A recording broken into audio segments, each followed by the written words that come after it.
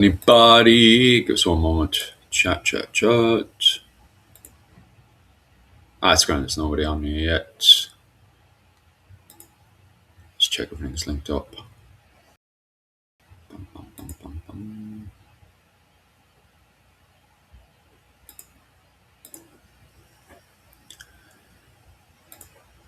Whoop. Rachel, how you keeping? Hold on, let me just pop on my. I realize I have to put my kerchief on to put my headphones on. We're live now, by the way, Rachel, as well. So the cat squirrel. If you don't mind. How's Kevin? Kevin, did you get banned the other day? We weren't sure if you got banned or not the other day, Kevin. You noticed your comments Okay, disappeared. hold on. Okay, can you hear me? Yes, I can. Rachel, No, I don't know can you hear why me? it's not picking up on Your why side, is it? Hold on a minute. Nope. Okay. For some reason, it is not picking up on my headset, even though it's supposed to be. Hold on. Oh. 1 second, I'll just test myself. Okay. Can you guys hear us? Can you? Okay. Can you hear me this time? I can hear Yeah. you fine. Yeah. When you Can you hear me? when you went live, you somehow it forced everything to disconnect. Isn't that fun? Nice. Jesus. Joys of it. I know, right? Technology, the complete reason we do medieval living history, right? It's our favorite thing. Modern technology for the win. Oh, you fell asleep? That's weird, Kevin, because all your comments disappeared. We thought you were banned. We were like, where's Kevin gone? All of Kevin's comments vanished. I'm freaked out, Kevin. I was going through, because a lot of people got banned all at once because Yep. a lot of people came in and were just being, blatantly abusive. They weren't like disagreeing with what myself and Rachel were saying. They were just being blatantly abusive. So I was just like, click, click, Yep. ban, ban, ban, ban. And I was like, oh, I hope Kevin didn't get banned in any of that. So I went through the restream, couldn't see your name in any of the banned list in the restream. Then I went over to YouTube, couldn't see your name on YouTube being banned. And I was like, oh, don't tell me, what was it called? YouTube itself banned Kevin, like permanently banned him, like all of his comments and everything removed. Which I've been having an issue with that. So Takeda, one of my super followers, channel member, et cetera, his one account is just banned.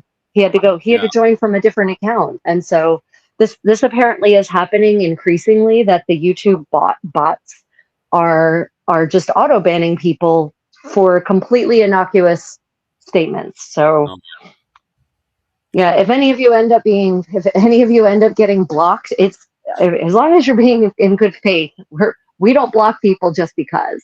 So if you have been blocked just because, you need to reach out to YouTube, unfortunately. Yeah. Unless you were coming in here being abusive, because I don't mind. We've had plenty of people coming on disagreeing with what we're saying. It's Yeah, as sure. long as people aren't being what was it called? Not aggressive about it. We don't mind. I don't even mind if people get aggressive about it. To be honest with you. No, it's pejorative language, right? When people are casting aspersions, when it's ad hominem attacks, then you're gone. ad hominem equals gone. Yeah. So yeah. Well, everyone, welcome to our new series. We'll see how this one is promoted by the algorithm and received by all of you. Welcome to Let's Talk. Today we're focusing on medieval France, right, Philip? Oh, talking about France today was one actually I came up with because I kind of just wanted to focus more on the realms of the world, basically, at this point. Not so much because I know people constantly use the word country, and it really should be realm, shouldn't it? Even to start really. with. Country if you see the word country in a Middle English or even early modern English text, it isn't like we understand the word country. It's not a polity that has official boundaries and official borders. It's more like a region that is bound together by a loosely understood set of characteristics. Yeah. So so realm is definitely better. Kingdom is, in the case of France, is 100% correct. Which is funny because somebody made a very, very good comment on my short this morning because I made a short on this a few days, it was a few days or 2 weeks ago. But anyway, I made a short on the Kingdom of France, and I just wanted to talk about it in the short. I'll probably make other shorts about the realms and stuff because I like talking about different realms of the medieval world. And it's funny because the Kingdom of France, for most of its history, is very much divided into its little barons and stuff. And Yeah. a lot of these barons are pretty much doing what they want to do. However, somebody made a very, very good point is that what defines the realm of France is that the King of France, and this goes all the way back to the very start of France in 475 from 476, is when Clovis the first is recognized as King of the Franks. King of the And he's Franks. Yeah. he's not just recognized as the King of the Franks because of his ethnic identity. He's also recognized as King of the Franks because he was chosen by God to unify the Frankish people. So this identity of who is the King of France isn't just a ethnic identity. It's chosen by God to lead this whole region of what we now call France. Right. Now, that goes into a further argument and debate again on who should be choosing to identify who should rule the King of France. Should it be, because the thing is as well, is that, and this is very debatable in itself, the papacy that we know today didn't fully exist during the period of 476, which causes No. arguments in itself because of the Yeah. fact that A lot of people really think they think of the papacy as this monolithic institution that's all, it's omnipotent, it's omnipresent from and some people think, basically, well, since the advent of Christianity, and you're like, oh no, the first couple of 100 years of Christianity are a mess. And even in the 5th century, the papacy is it's not, its reach is not that far, and it's trying to get a further reach. And so doing things like declaring the King of the Franks is one way that the papacy can develop its own legitimacy and basically create its own power. People, I think modern people especially, just don't really understand how political power is self-generated for the most part. So yeah, it's if you think about the Franks in that way, that's the other problem with the word Frank, right? For in various centuries throughout medieval European history, it has different meanings, and it depends on who's using it. Yes. Right. So if it's the Saracens, and actually for the Eastern Romans, what medieval people pejoratively called the Greeks, right? For them, the Franks are basically anyone from Western Europe who's coming here to make a mess. Those are the Franks.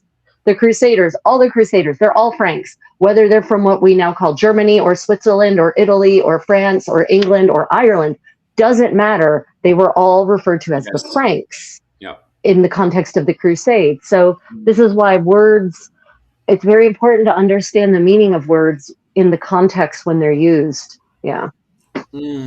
Language matters. It does.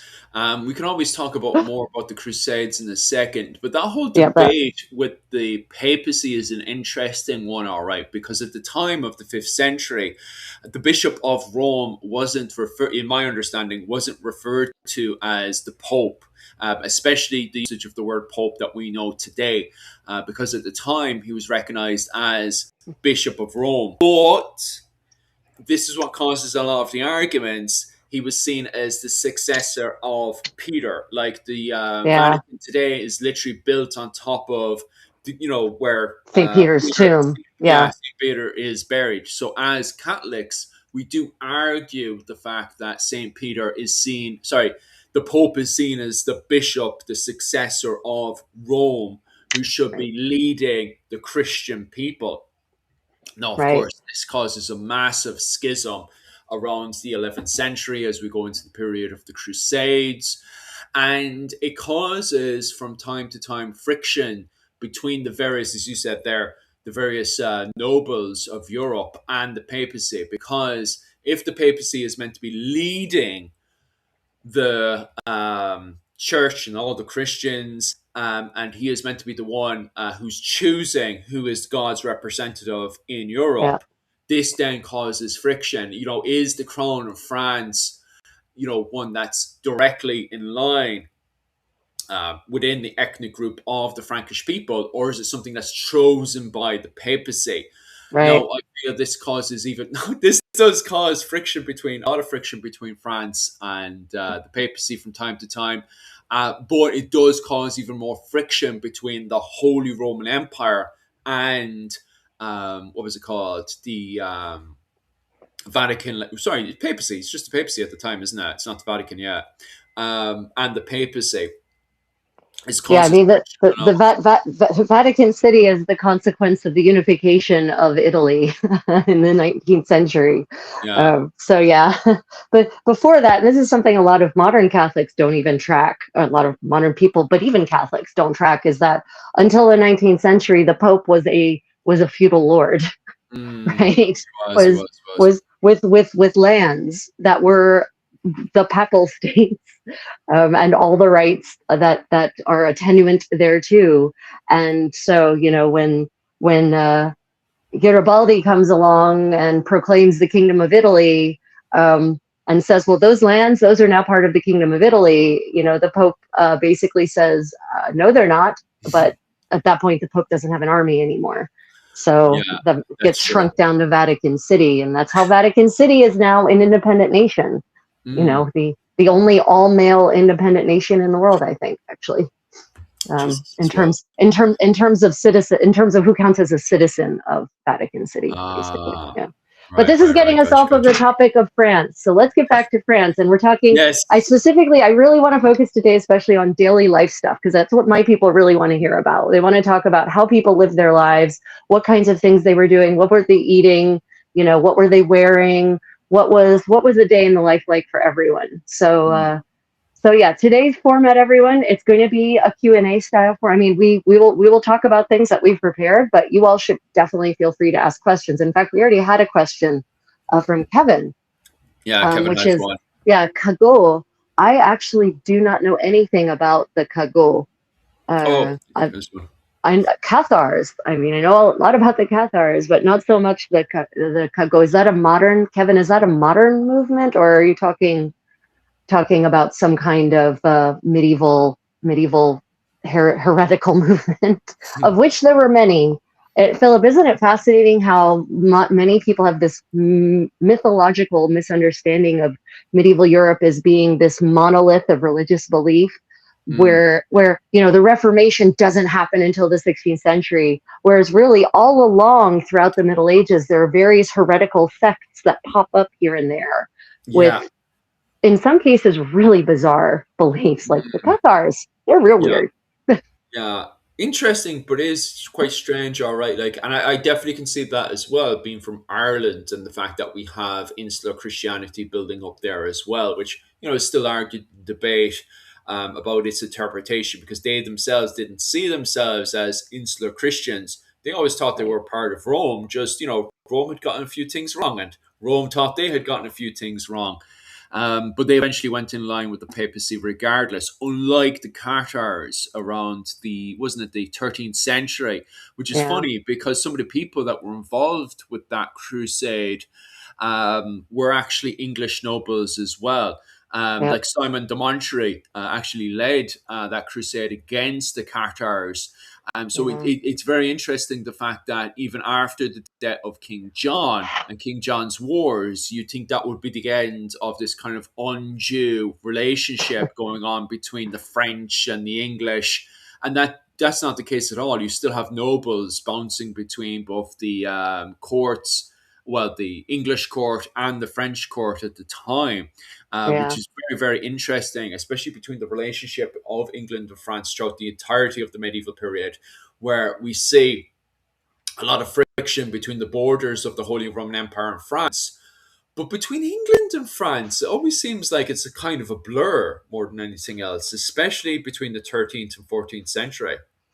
Well, it's all about feudal oaths, right? Like who owes fealty to whom, and it's a really sticky mess when the King of England owes fealty to the King of France, but Yeah. they're both technically they are both sovereigns of their own sovereign kingdoms, and they, from that perspective, they should technically be viewed as equals. So there, it was always going to be a right mess, just from the word go, basically from the word 1066.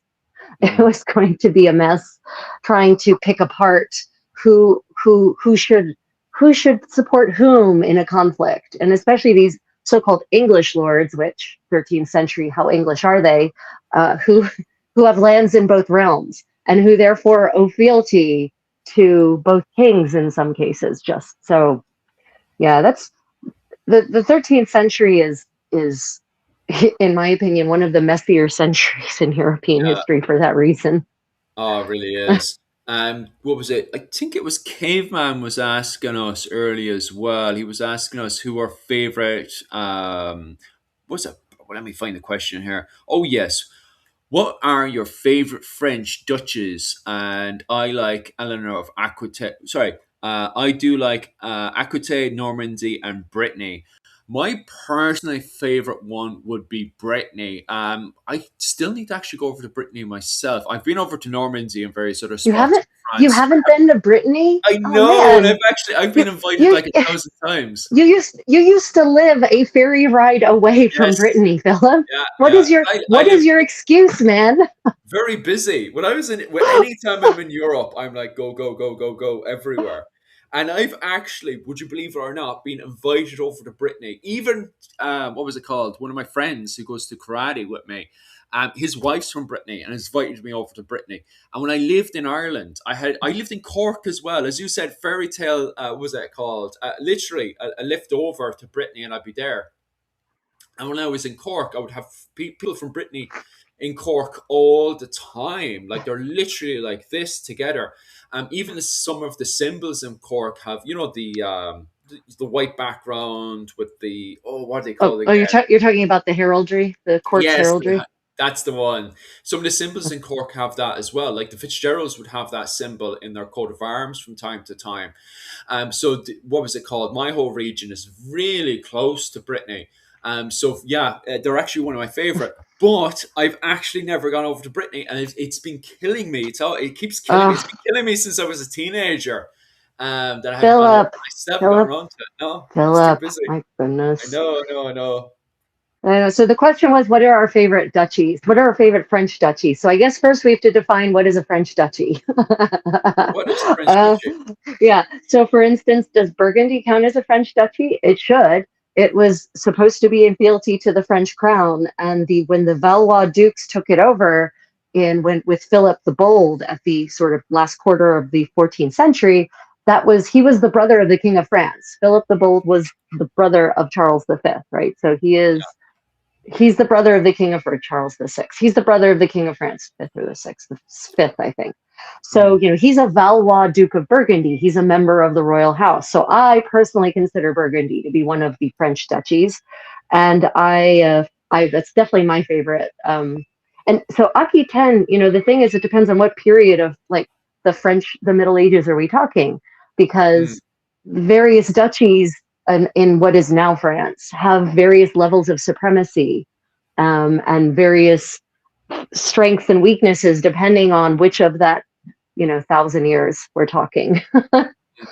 So for me, I would say that starting in the 15th century, the Duchy of Burgundy is probably the best of them. Mm. The Duchy of Aquitaine is pretty much not even really it's not it's I think it's by the 15th century it's under the control of the French crown. Um, Um, but I don't hold me to that. I've kind of lost in the 15th century. I'm more, the important things aren't happening down in the south of France. They're happening in the north of France, basically. oh. So, because that's where industry is, right? Mm. That's where the wool trade is. Yes, it is. You've It got is. the powerful merchant cities up there. Mm. It's yeah. So I've Because I what know, all right. Oh, go on. Sorry. no, go on. Yeah. Because I know, all right, that's where a whole load of fighting was going on with Flanders and stuff. And every time you bring up those conversations about the Hundred Years' War, you have a lot of World War I enthusiasts jumping in there as well and saying, oh, Flanders is really important in World War I as well. So you can see why it's such a massive deal.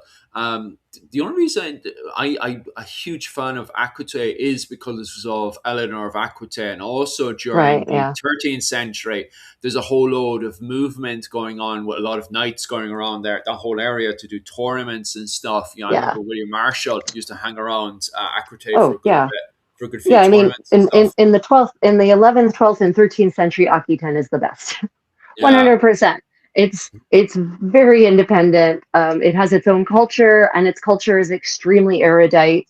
It's very warm. It's full of music and song and dance and beautiful clothes, and it's got this really fantastic culture. Um, mm, but as far as I can tell, that has kind of descended. It wanes. It's mm, waned. That beautiful courtly culture is waned more or less by the 15th century in Aquitaine. yeah, yeah. So yeah, no. So that's why I said it depends on the century you're talking, right? The 12th century, Aquitaine for the win. It is a superior court on every metric as far as I can tell, and is definitely even a superior court to the court in Paris in the 12th century. Yeah, yeah, yeah. A very good question there. She says it's unrelated, but I think it's very much related, to be quite honest with you. She is very curious. Rachel, what are you Yes. working on today? I am working on French clothing, actually. Yeah, so speaking of clothing, I am dressed in what I call the second half of the 15th century's casual Lululemon ensemble of Mm, a smock and a wool kirtle with my casual at home kerchief for a noblewoman. This would be at home wear. For a peasant, wearing something like this is something they did absolutely wear to go and do their work. But noble women basically only dress like this when they were in the privacy of their own quarters. So mm. congratulations, you're with a French noblewoman in the privacy of her quarters. So what I'm working on right now is actually a sleeve cuff made of silk velvet. Let me put it Mm. on so you can see what it actually looks like, right? Oh, nice. So you can see the shine of the silk really in the lights here. And so this is actually going to go though on the inside of my sleeve of the new gown that I'm making, so that when I want to, it will be the lining. So this is actually going to be against my skin. How nice is that? And so when I want to turn my sleeves back, then this will actually be the cuff that shows in contrast to the black wool of the sleeve. So you have Mm. this black wool sleeve, and then you'll have this nice cuff like that. So that's what I'm working on. I'm working Nice. on the cuffs. So yeah, it's Wayne, don't be bold now and start talking about modern, what's going on in the news. the You French get the us all in French. trouble. Oh God, yeah, no, I no, know. back Go to back. medieval France Go back, quickly. go back, go back. Especially over there. Sure, I already got my first warning. What was it called? 2 weeks ago when, what was it? Kevin sent me on a video there. YouTube Oh video, by the God, way, Kevin. And he got me a warning. The warning got through there. It's I still not know. fully explaining what I did wrong. It's just like, oh, the usage of third party. But it's on YouTube. What is a third party on YouTube? Right, Are we right, not all third parties? What's going on here? Um, yeah, yeah, joys of it. The boys talking about the old Burns. We're meant to yeah, be talking about France, guys. When do you yeah. have any Sorry. questions to do with France? Yeah. So, if anyone doesn't have any questions, Philip, I've prepared. Because I don't know about you, but as a historian, I prefer to read the voices of the era rather than other people's interpretations of Oh them. yeah, of Uh, course. so I've prepared some interesting, and I will I'm going to be honest, some of these texts will be slightly disturbing, but they're not in the way that's going to get our channels banned, but still. Mm, mhm, There's a lot of different ways we can understand life in medieval France. Some of the texts that we have that have survived are legal records, mm. actually. And one of the most interesting form of legal record that exists, and this is something most people don't even, of which people aren't even aware, are pardon letters. Do you know what a letter of pardon is? When you're in trouble and you're in jail, and somebody writes to the whoever's in charge of the settlements to let you go, am I right? Right. Yeah. So that is a general pardon, and letters of pardons throughout the Middle Ages, in the earlier Middle Ages, actually could be issued at a local level in France and in England. You didn't need a royal pardon.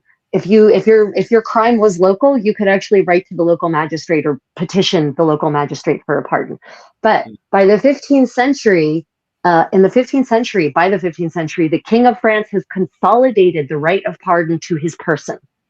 So this is a really important. Why do you think, Philip? Why do you think it would be important for a king to claim that right for just himself? Why? What is that going to do to the political landscape? Oh, I'm not sure. Well, if it's just the king who can do it, and no longer can magistrates, local lords, right? If it's only the king who can issue a pardon, then that centralizes the state. That centralizes the power of the state. And Oh, so yes. this is one of those movements towards France consolidating power. This is an important step towards France becoming a nation, like Yeah, we yeah, understand it, to becoming a country in the modern sense. Because yeah. when power is decentralized, you don't have nation states, right? When power is centralized, thus nation states can be born. And the power of pardon is a kind of soft power that is really key to getting the hearts and minds of your subjects. Right? So the King of France consolidates the power of pardon to himself, and then the Dukes of Burgundy follow suit and consolidate the power of pardon to themselves. So we actually have pardon letters that have survived in archives, no thanks to the efforts of those freaking French revolutionaries who burnt archives in mass numbers. In fact, it could be that, for all I know, the letters of pardon have not survived from the Kingdom of France at the time because of those French revolutionaries who set everything on fire. But we do have letters of pardon that survive from Burgundy, and Burgundy, it's a French duchy. So these letters of pardon are fascinating because they're part firsthand account, they're part fiction, because anytime someone is telling their story, they're going to kind of put their own spin on it. They're legal documents, and they're also a chronicle of daily life, because we're not talking just counts and lords and ladies requesting pardons. I mean the smith who got into a fight with the vintner and ended up on death row, and so he submits a request for a pardon and gets one. So the Dukes of Burgundy in the 15th century are dispensing letters of pardon to anyone who requests it. And here's a really interesting bit of social history about these letters of pardon. Now, Philip, do you think, let's be honest with ourselves, it's the 15th century. Do you think letters of pardon are going to be granted for free? There was a good question about that in the comments section. Somebody was asking, Yeah. are these pardons charged? And I was there thinking to myself, that's a quite good, interesting question for sure. Yes, they were. So basically, but it was, so there was two level, and this is fascinating, just how well organized medieval polities were, contrast to the Dark Age idea of the Middle Ages. So there were two levels of charges. One was basically a fine, like instead of suffering the penalty, the prison sentence or the death penalty, you would pay a fine. Okay, so that's fair. I mean, I think that's fair. If you've been convicted of a crime, if you're not going to have a jail sentence or worse, you should at least pay a fine. Yes. The second was administrative fees. So the administrative fees were actually not flat rates. The Dukes of the Dukes of Burgundy acknowledged that income level should matter and how much you should have to pay. Yeah. And if you were below a certain income and asset threshold, you didn't have to pay the administrative fees at all. Oh, right? How progressive is that? Yeah, quite. But if you were some rich fat cat merchant and you got a pardon, you can bet that your fees were going to be super high. And the fines were also predicated, they were on a scale based on your assets and income. So, just because you committed a murder, if you're a smith who only has a middle level income, you're not going to pay the same as Lord so-and-so, Lord Jean de Cussy, who has estates and incomes out the wazoo. That your fine is going to be different. So yes, two levels of fees, but they were both on a sliding scale based on income and assets. And So, and for those at the bottom end of the economic spectrum, they were waived entirely. So I think that is that I did not expect that when I was learning about these letters of pardon. That surprised me in a very pleasant way. It's nice to be pleasantly surprised about history, isn't it? Instead of Yes, it is actually. It's interesting because some people say, "Oh, interesting." Sounds like the systems today are based on the old systems. But I would say this is going from an Irish perspective now. I think that's a bit more progressive than what we see today because one of the problems we have, especially with the jail system, is the fact that you have a lot of people who are quite wealthy just being able to, buy their way pay their out. Yeah, way out of the jail yeah, system, yeah, while people who are making less money than myself, or don't have any family, are stuck in the jail system. Compared to yeah, what you described there, but it is quite handy because as we were talking about, what was it? About 3 or 4 months ago, is the fact, and somebody even asked me this on my own class on the Sunday. Would they even want you in jail? And the thing is, I was there to myself, no, they don't want you in jail. We were talking about the 13th century. yeah. And the thing about the 13th century is they constantly want you to do more farming. Like anytime I was looking for the last 2 or 3 weeks now, looking at the 13th century Normans in Ireland, our Old French, depending on how you want to refer to them as, or Anglo-Irish or whatever, I don't really mind right now. Yeah. But my main point is that when these people rock up, they want people on the farm farming, especially since people keep running away from their farms because you've got Gaelic people who are just like, no, you can't catch me running away. And also on top of that, you've got Welsh and English people sick of living in Ireland already. They want to see their family. So they're also trying to run away to the boats and try to go off home. So they're trying to, all hands on deck, trying to finish off their farming before the next warring season kicks off.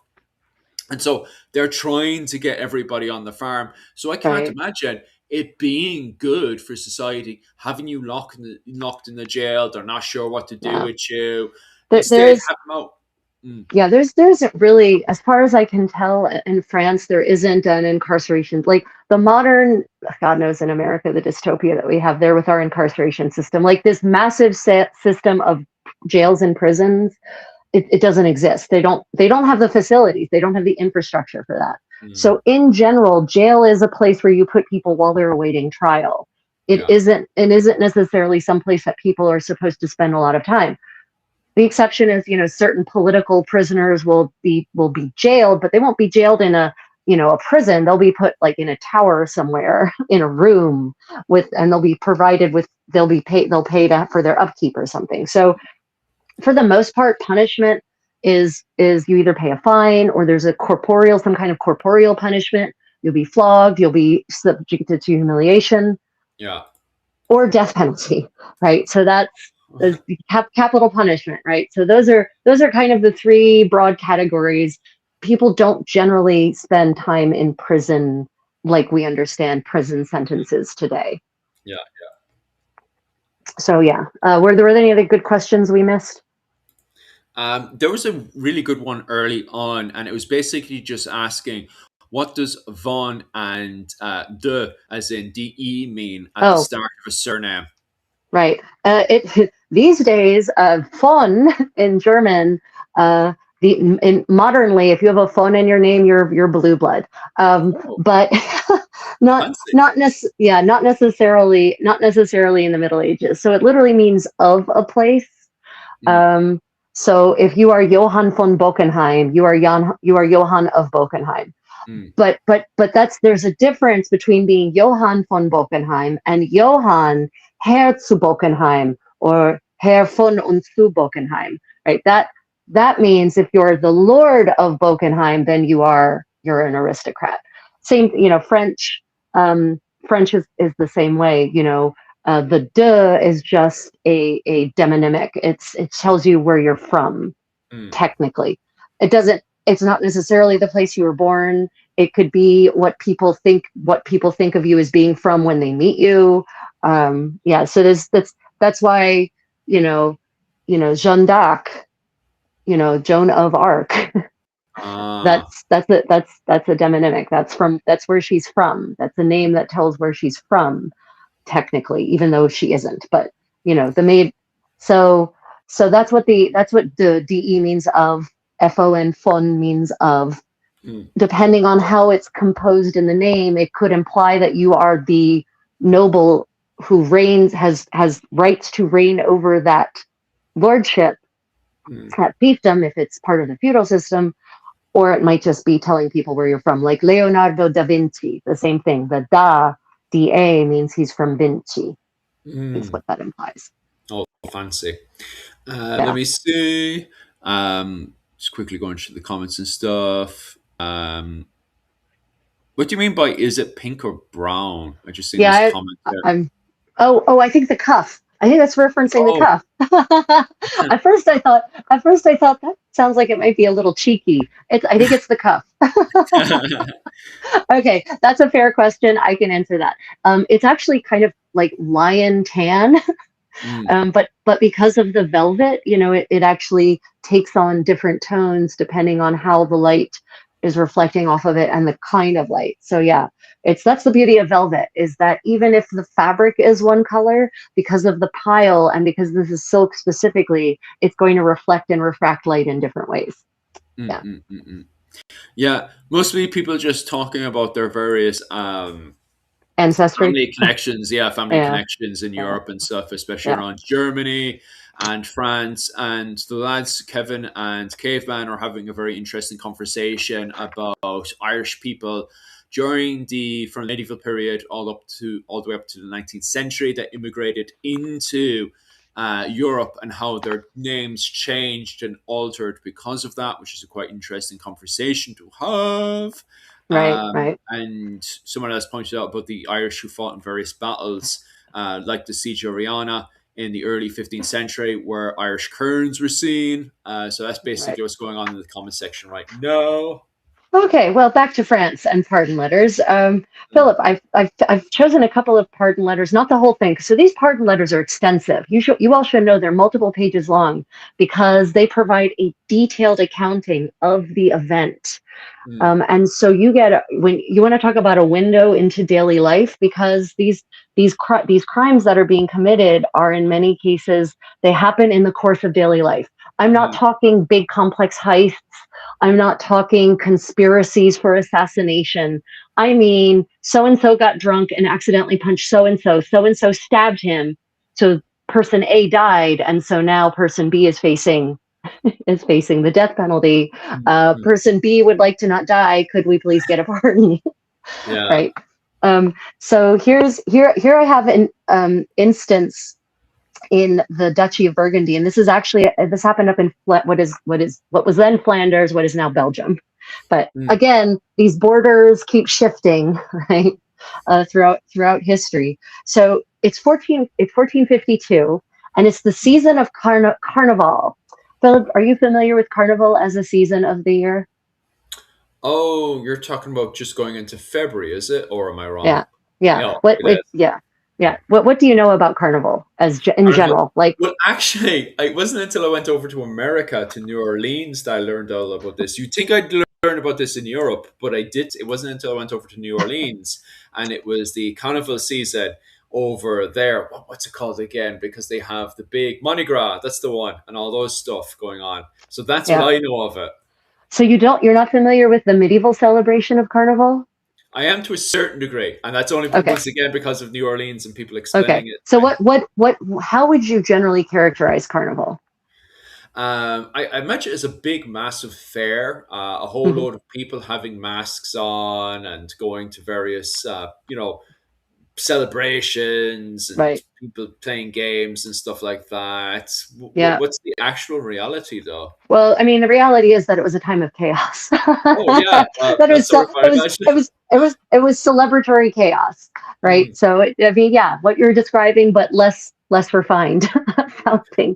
Wasn't it the end of kind of the end of the whole Lent season and stuff, where just before Lent, isn't it? It's not even the what was it called? End of Lent. It's before Lent. Yeah. I'm a Roman Catholic, by the way. I should know all this.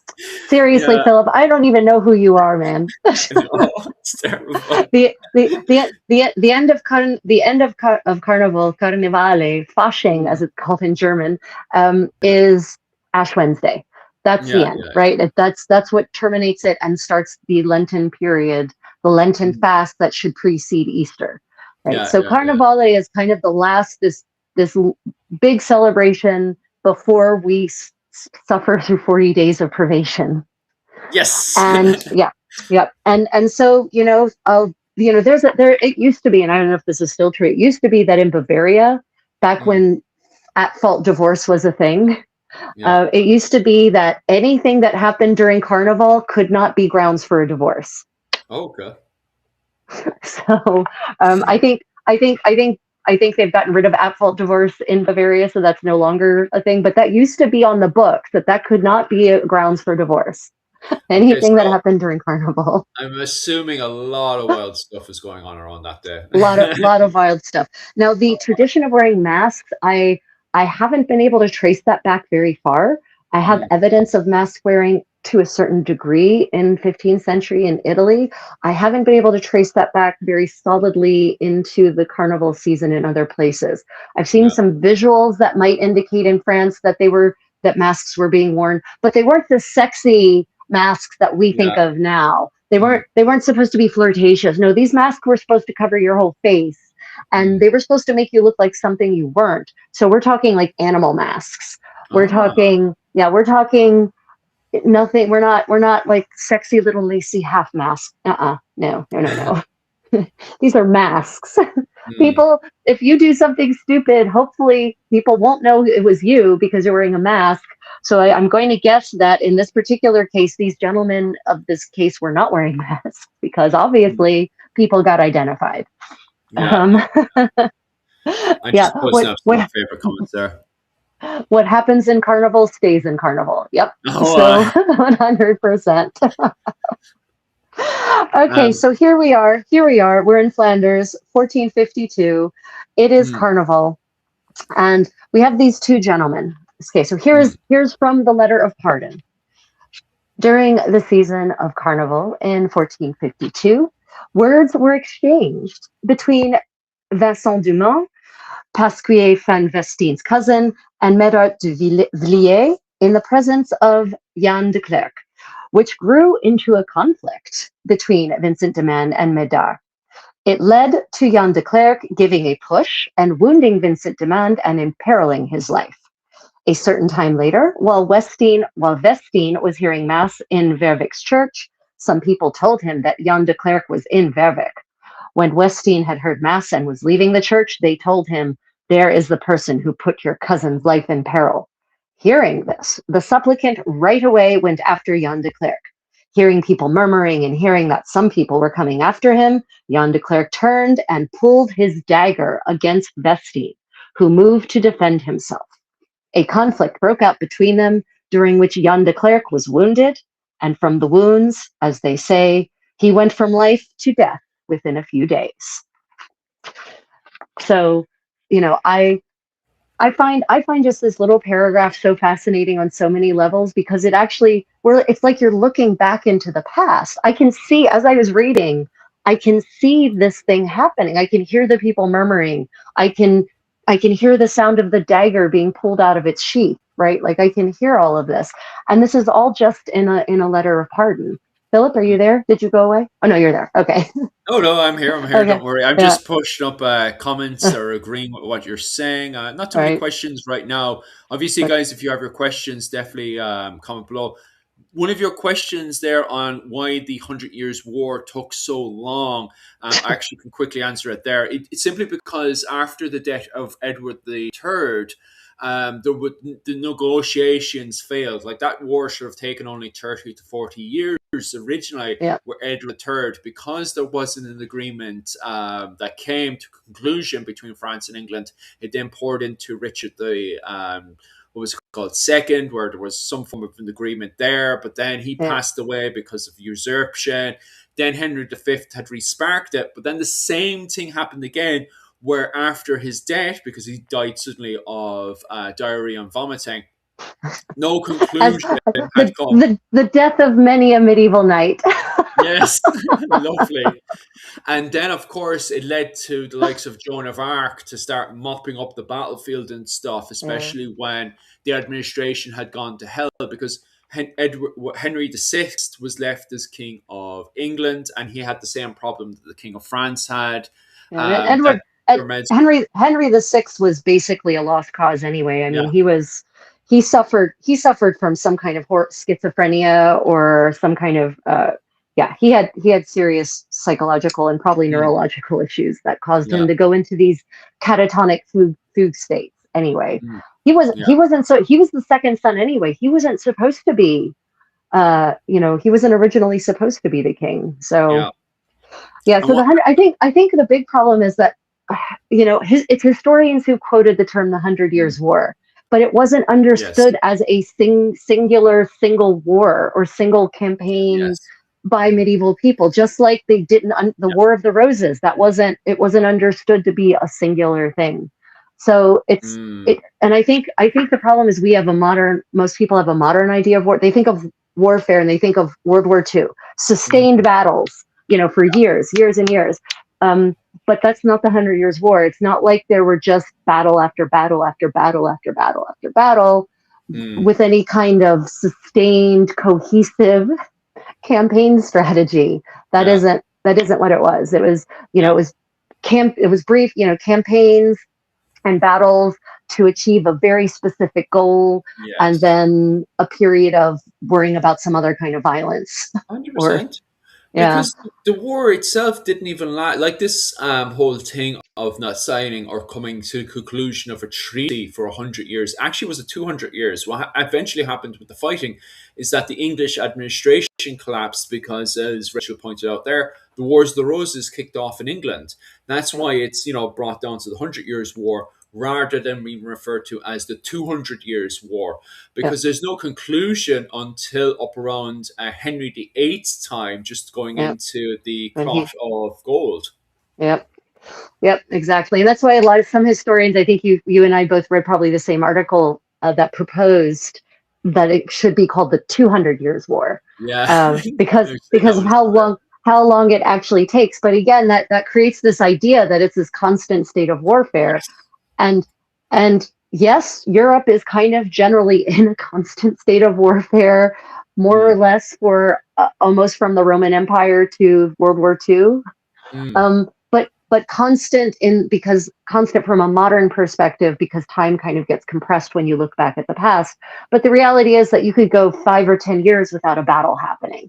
Or 20 years without a battle. I was going to say that one, because there's entire gaps in the 100 Years' War where there's no fighting whatsoever for 30 years on both sides. Don't get me wrong, there's still barons kicking about doing private wars, but there's no massive wars going on. And France and England isn't the only place where this is happening. The Teutonic Wars against Lithuania and Poland also go on for 100, 150 years. And also the Crusades as well. The 1 to 9 Crusades are going on in Jerusalem. That also goes on for 100 to 200 years as well, of constant on and off fighting with no real peace treaties being found. So England and France isn't unique, and the whole idea of peace treaties are kind of funny as well. This whole thing of signing, okay, we'll never ever fight again. It's all kind of funny, especially before the early modern period. A lot of stuff and a lot of our understanding today is very funny, because today we basically have a piece of paper for everything that's being digitalized, that if you decide to do anything that's against what our understanding of reality, which is the law, you're severely punished for it, although our leaders seem to do what they want anyway. Shush. Shush, damn it. But anyway. Good question. What is the Contessa making today? Back to the Middle Ages. Yes. So I am working on the cuffs for my new gown. The one that I was working on, this is a finished one. So this is what it will look like. It's made of silk velvet, and this will actually be the lining of the sleeve. So it will actually go on the inside of the cuff of the sleeve like this. The black little sleeve will go up to here. And then when I want to cuff my sleeves back, because I want more freedom for my hands, or it's getting warm or something, then this will be the cuff that will be visible there on my dress. So that's what I'm working on. And what I'm specifically doing is unhappily undoing stitches I did yesterday because I need to take it in. It was too big and bulky. So I'm doing the thing that any sewist hates to do the most, which is cutting through hand stitches to redo it. Yeah, it's soul stealing. It is. It is. Yeah, but back to the this incident in medieval France, in basically what parts of which are now France, but is what were considered parts of, we're French speaking at the time anyway, is now Belgium, right? So you've got these two men who are engaging with each other in the stupidity of the carnival season. They get into a fight, and it's actually a case of the cousin coming after the perpetrator of causing his cousin injury. It's not even a case of the two men involved in the original incident. So you get this idea of family feuding is very much an ongoing issue in 15th century France, right? Of people, going after someone else because they hurt their friend or their cousin. That is still, I mean, Philip, that does that seem like just a medieval issue, or does that seem like something we can absolutely see happening in the modern world? Well, yeah, I can easily see that happening, especially when alcohol has evolved, for sure. Yep. So and so the person who pushed your cousin and injured him, he's Yeah. here, he's in town, and you've got the crowd, the mob effect, egging him on, basically. Like, they didn't have to tell him. Why did they bother to tell him that? I mean, that's inflammatory. They had to have known it was going to lead to violence. Otherwise, why would they have said it? Yeah. So For sure. it really feels like he was being set up to be the entertainment of the afternoon. And I think the other thing people miss out on is that he was at mass. He was at church. He was hearing mass in the church of Verbeek, a town in Flanders, right? He was hearing mass, and in the middle of mass, people start telling him, so and so is here. Jan de Klerk is here. That guy who pushed your cousin and injured him, he's in town.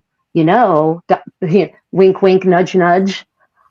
So when you think of mass, because you're a Roman Catholic like I am, when you think of mass, do you think of people talking to each other and gossiping and egging each other on while mass is being said?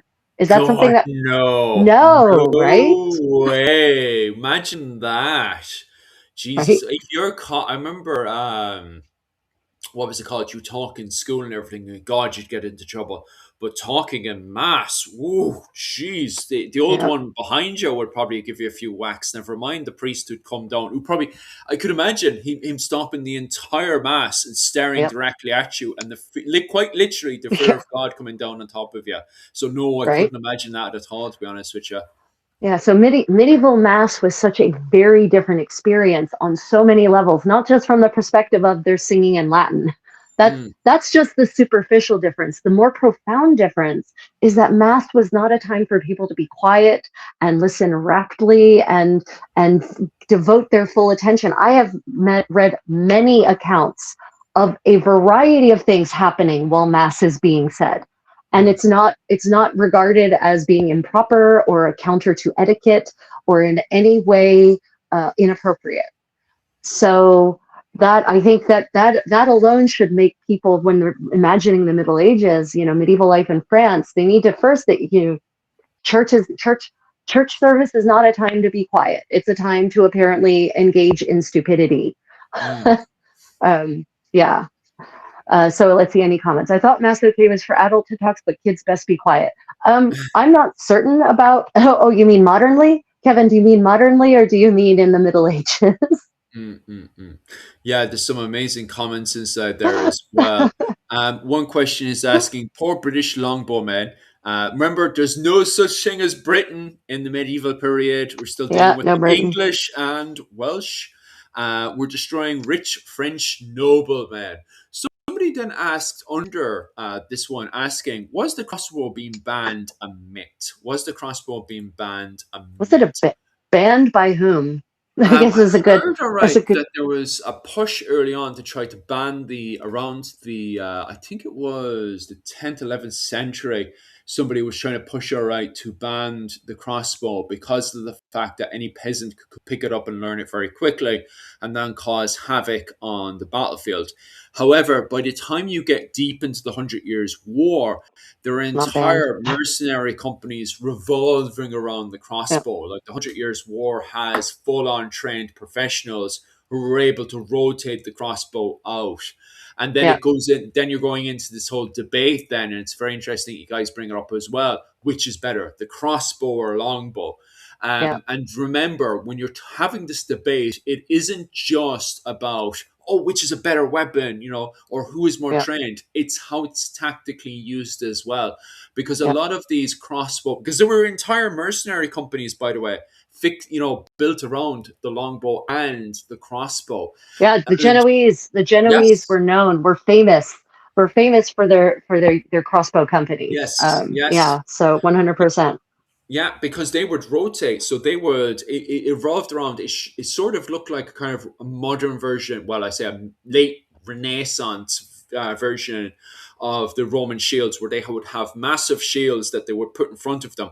And they would work in companies of three, where one guy would be loading up, one guy would be firing, and then the third guy would be there with a spear to make Right. sure if cavalry, which is most likely sometimes English cavalry or German cavalry, would suddenly rush them, you'd have a guy with a spear ready to stab and poke away. Also, they are slowly rotating forward as well. So they would get their shields and slowly but surely creep on the enemy. They're getting closer and closer and closer. Yeah. And then the men with spears would suddenly spring on top of the enemy and start stabbing away, making sure to keep their heads down the whole time. So there's a whole tactical thing that academics argue about. On the flip side, you have longbowmen who are very, very light, very quick, and very agile. They'd be constantly jumping on and off of their very quick, light horses. They would jump off and they would put stakes in front of their position.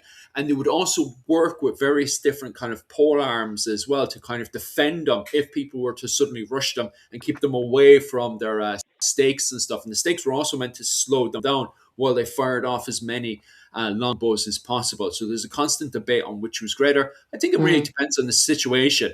As James has pointed out there, the English longbow, exceptionally brilliant at taking out French nobles. Recently, there's been various tests online. Once again, a lot more tests done online about how effective the longbow was at penetrating the armor. So I would definitely tell you guys to look that one up. There was also an amazing question as well, asking, did the Normans of Normandy integrate with the Normans after taking the land? And yeah, they did. They eventually did. I'm assuming you're talking about when they were Vikings immigrating Oh, around yeah. the 10th century, that they Yeah. did become very Francicide. And then, of course, when House Normandy captured England, then you have dozens of branches of the Normans that immigrate over to Sicily, the Holy Yeah, they go Land. everywhere, right? Yeah, Like everywhere. it's the Norman conquest of Europe is never talked about, right? But and yet they get in their boats and they're like, "Ooh, we made it to England. We can go other places too." Yes, they do that as well. Like they should pop here, there, and everywhere. Because of the fact that they do, from Normandy, they go over to Jerusalem, Byzantine Yep. Empire, Sicily. Sicily, yep. Yeah. Widespread. Mm, It's of course if you go to Normandy, like modern day Normandy, and you go to a museum, you're mm, likely to find lots of references to the golden era of Normandy yes. as being like the 11th and 12th century, basically. Mm, mm, mm, mm. Um, yeah. Is it okay for? Oh yeah, Kevin was just saying. I thought mass was okay for adults to talk to, but kids best be quiet. That's very unfair on the poor children. Don't they like to run around and stuff? No. And I don't even. So I'm not even certain that medieval children attended mass. Honestly, I really, don't. I'm saying that. I'm not saying. Okay, let me explain why I'm saying that, Mm. because I haven't read any chronicles that talk about children being present. Yeah. Do you know So what? You're right as well. so I'm not saying they didn't. I'm just, now that this is a question, I've never thought about it before. I don't know that I'm not certain that they did attend mass until a certain age. Mm. And let me be honest, that would make sense because children, the way medieval children were potty trained was not like we potty train them now. They didn't wear diapers.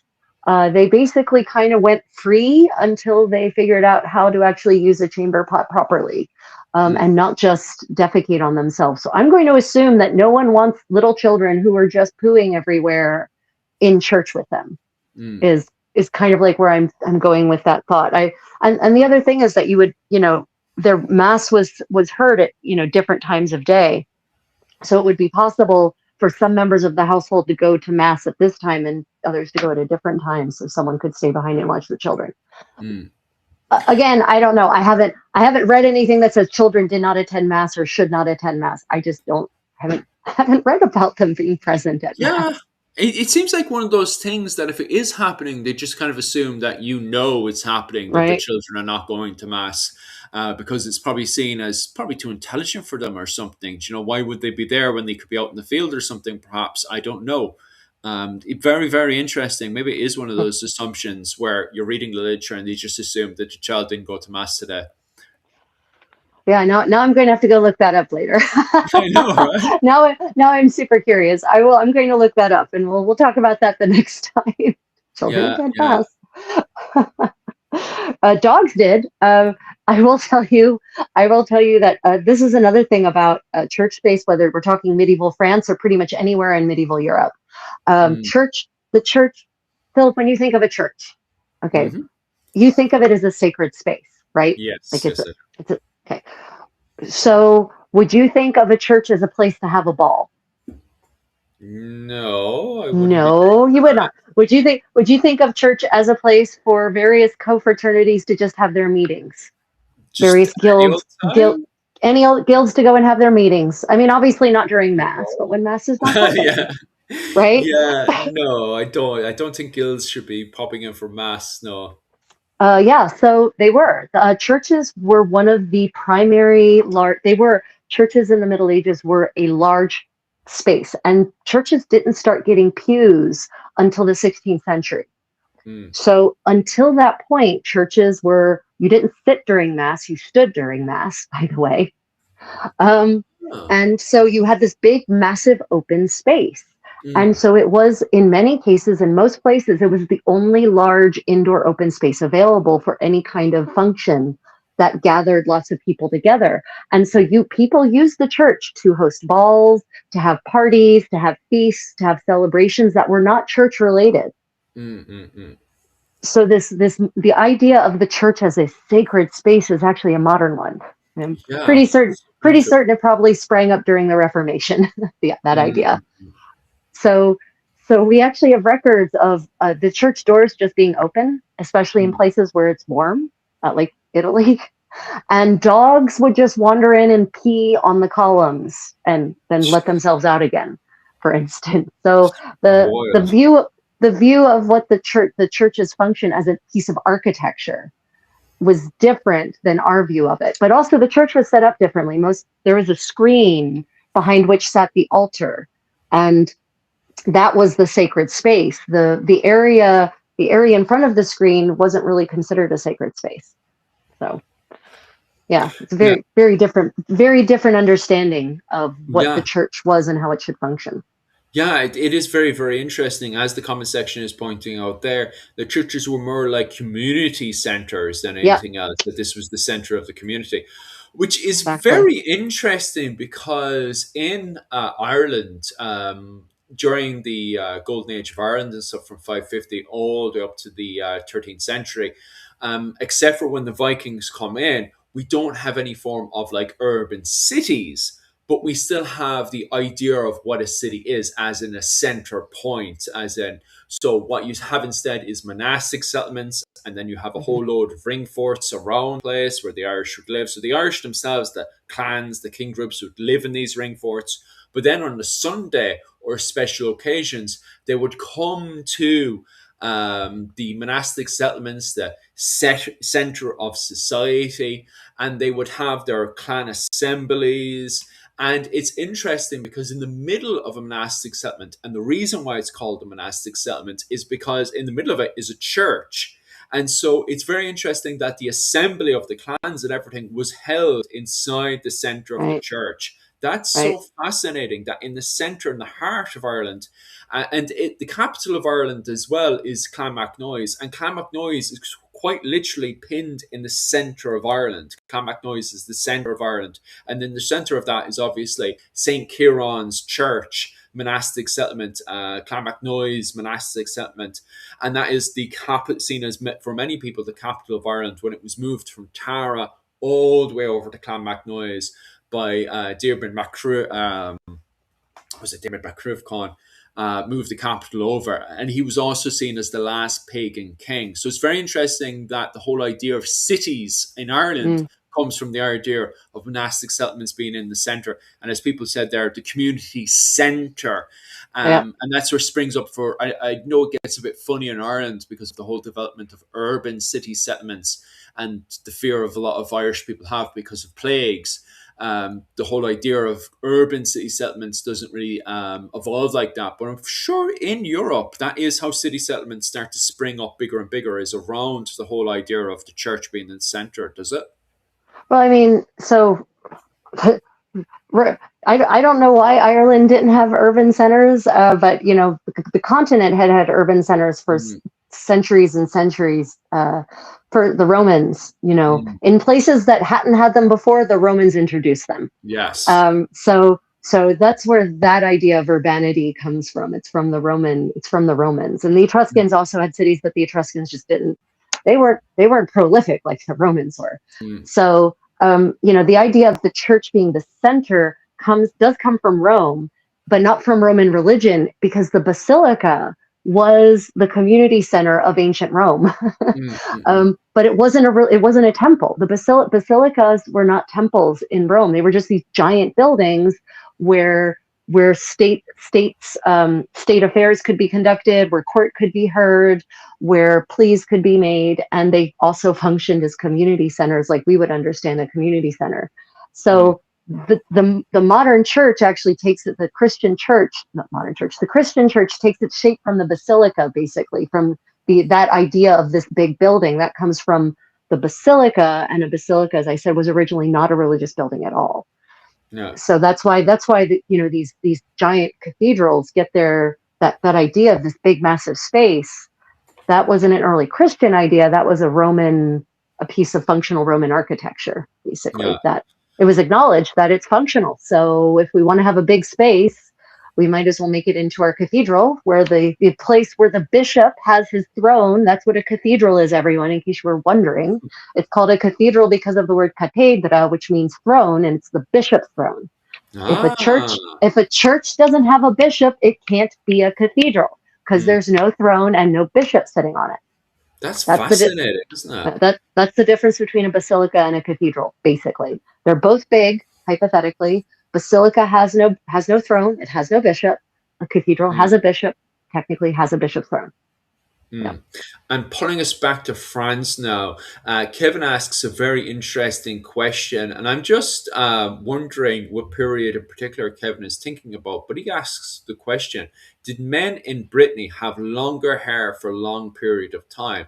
I've noticed many depictions of Briton men had long hair from Brittany in France. From in what era specifically? Yeah, I was curious about that as well, Kevin. What era in particular are you looking for? That's what he's talking about there, Rachel, because I have no idea, to be honest with you. I would need a period.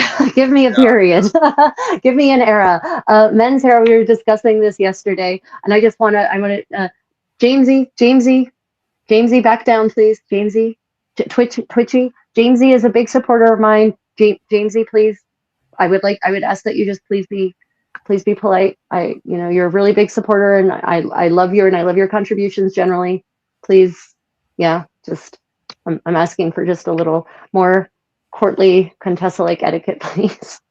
Okay, and please don't cast aspersions. Twitchy is a very big fan of mine, and she goes to the trouble of moderating, and she wants to make sure that the live stream stays pleasant. So yeah, but also Twitchy, don't be overly sensitive if it's not necessary. Okay, Okay, so I refereed that. We'll see what comes of that. Hairstyles, right? Hairstyles. So men's hair changes in any given polity. There's a cycle. There's a cycle of longer hair being in fashion. There's a cycle of shorter hair being in fashion. There's a cycle of clean shaven being in fashion. There's a cycle of facial hair being in fashion, different kinds of facial hair. So I definitely need more than just Britney to to answer. I need what period of Brittany are we talking about? Are we talking about when Brittany was still an independent duchy, which actually was up until the 1490s, when Anne of Brittany marries the King of France, thus enfolding Brittany into the Kingdom of France? Yeah, I can't answer that, because also in Ireland, the hair that is fashionable amongst the men changes, right? Yes. It goes, sometimes full and flowing beards are in fashion, sometimes they're not. Sometimes long hair is in fashion, sometimes shoulder length hair is in fashion, sometimes ear length, sometimes the coulant, the mullet, is in fashion, right? It's not just like everywhere in Europe, men are peacocks. They want to. Yes. I was about to say how mad the hairstyles are with the Irish doing whatever they want. And another very interesting question as well, saying, how did the French monastic life differ from Irish monastic life in the medieval period? The thing is that Ireland in 550, when they adopt under Diarmaid MacCurble, when they take on Christianity, he was the last pagan king. And he took over when, wasn't it the plague? Gregorian plague, wasn't it, Rachel? That hits around the 5th, 6th century. Justinian, that's the one. The Justinian plague comes over. And at the time, the Irish become very, very terrified of being huddled together from the interpretation of a few academics and scholars. And so what they do, they take on the idea of city centre. And you have to remember, this is also from an Irish perspective. And so right. What they do is they build one of their, Ciarán decides to build his main monastic settlement in the center of Ireland, because he's like, well, if Rome is in the center of Ireland, then we better put our capital in the center of Ireland. So they build their center, and they're in the middle of it. They build St. Ciarán's monastery, right? And that is the capital, the center of Ireland. But the problem is, at the time, the Irish don't want to be clumped together because of plague outbreaks. So everybody, instead of, before this, by the way, they were all living in Bronze Age, big, massive Bronze Age Celtic ring forts. And they had been living there for generations on generations upon generations. But now suddenly they're building these city kind of settlements, but nobody wants to live in these city settlements. So what they're doing is every individual is kind of building their own ring fort, and they're some are defensive ring forts. So most people are building farmstead ring forts. So it's just a very basic farmhouse with a ring fort, a very, very, sometimes Right. they don't even have proper walls or anything to it. It's just to say, this is my little home, leave me alone. Please don't bring your plague inside. And then you'd have your farm around that little ring fort. Nobody's going to major areas. And these, what are meant to be cities, become monastic settlements. Okay. I don't think any of that happens in France. Rachel, No. please correct me there. No, they have, there are, God knows, there's lots of monastic settlements in France. I mean, that's 100%, but that's in addition to, I mean, so you're talking the first millennium, you're talking, there's specifically the 6th and 7th century, right? That's a different kind of France. Yeah. That's, there are still some of the Roman towns they continue to be occupied. They're not abandoned. Not all of them anyway. When your population is depleted by 90%, that can have a really drastic impact on what settlements are abandoned or what aren't, but not all of them are. So some of the cities are, some of the towns continue to be inhabited. Marseille, Paris, places like that, they continue to be inhabited. So there are cities, there are towns in that early Middle Ages, but their monastic communities spring up at the same time. And, you also have, manors, you have these independent lordships, basically, that start to spring up as part of the Frankish kingdom, right? The Frankish Empire. But, the Franks have this really unique, I mean, when I say Franks, I mean like the Franken, the nomadic people who, sort of who do end up settling France in that during the migratory period, following the sort of collapse of the Western Roman Empire. They have an interesting system of inheritance that actually creates problems further down the road. So they're being a nomadic people, like many nomadic peoples, they're very egalitarian. There aren't big gaps between rich and poor, or between the powerful and the disenfranchised. But also their system of inheritance is very fair, in that all property is evenly divided amongst all of the sons. So the Franks don't have primogeniture. And what that means is that if you start with Lord A and he has this big piece of property, then he has 4 sons and he dies, that gets divided into 4. And then now it's 4 smaller parts. And then that division keeps going on until you end up with lords who only have like a 20-foot by 20-foot piece of land actually to their name.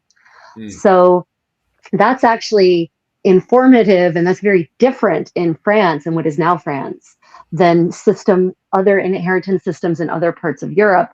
And it's one of the things that leads ultimately in the 18th century. You've got all these, knights of so-and-so and lords of so-and-so that have literally nothing, no income, no way of earning income, because the land that is their title is a pathetically small piece of property. Right? So that also changes, that gives France, what is now France, a different shape in the Middle Ages than other parts of Europe. Yeah, it is quite interesting, all right, especially when France starts to take on the identity of what it is to be civilized. And it does kind of push even further more when we go into the period of Charlemagne, because a lot of people, like, Charlemagne takes on the title of the Holy Roman Empire, what it is to be Holy Roman and Empire, and even gets that kind of nail in the head by the papacy itself, when the papacy suddenly crowns him Emperor of Rome at the time. And then it kind of further escalates this idea of who should be crowning the King of France. And later on, then that probably divides into the Holy Roman Empire, who should be, crowning all these people at the time. But it's quite interesting that even this whole, we were talking there about religion going into France and stuff, who should be controlling the religion in France at the time? Should it be the King of France or the papacy? There's actually a good question here from Adam, not to be inflammatory, but how were Black and Latin people involved during the medieval period? What roles did they fill? Well, if you mean by Latin, like Latino, as in South Americans, they, South the Americas in this period are thriving and doing their own thing. Yes. Right. There are massive civilizations in the Americas in this period, some of them with very sophisticated cities, massive infrastructure, massive megalithic buildings and architecture, complex systems of trade and production and arts and crafts and music and food and all of that. That's, what's happening at this time in the Americas is a whole other world, and very local, very, very locally defined in many cases. So today we are focusing, just to be clear, on France. So in the 15th century, there are as far as we know anyway, no peoples from the Americas have swum across the ocean to make their way into France, at least not before 1492. France, no. Not before 1492.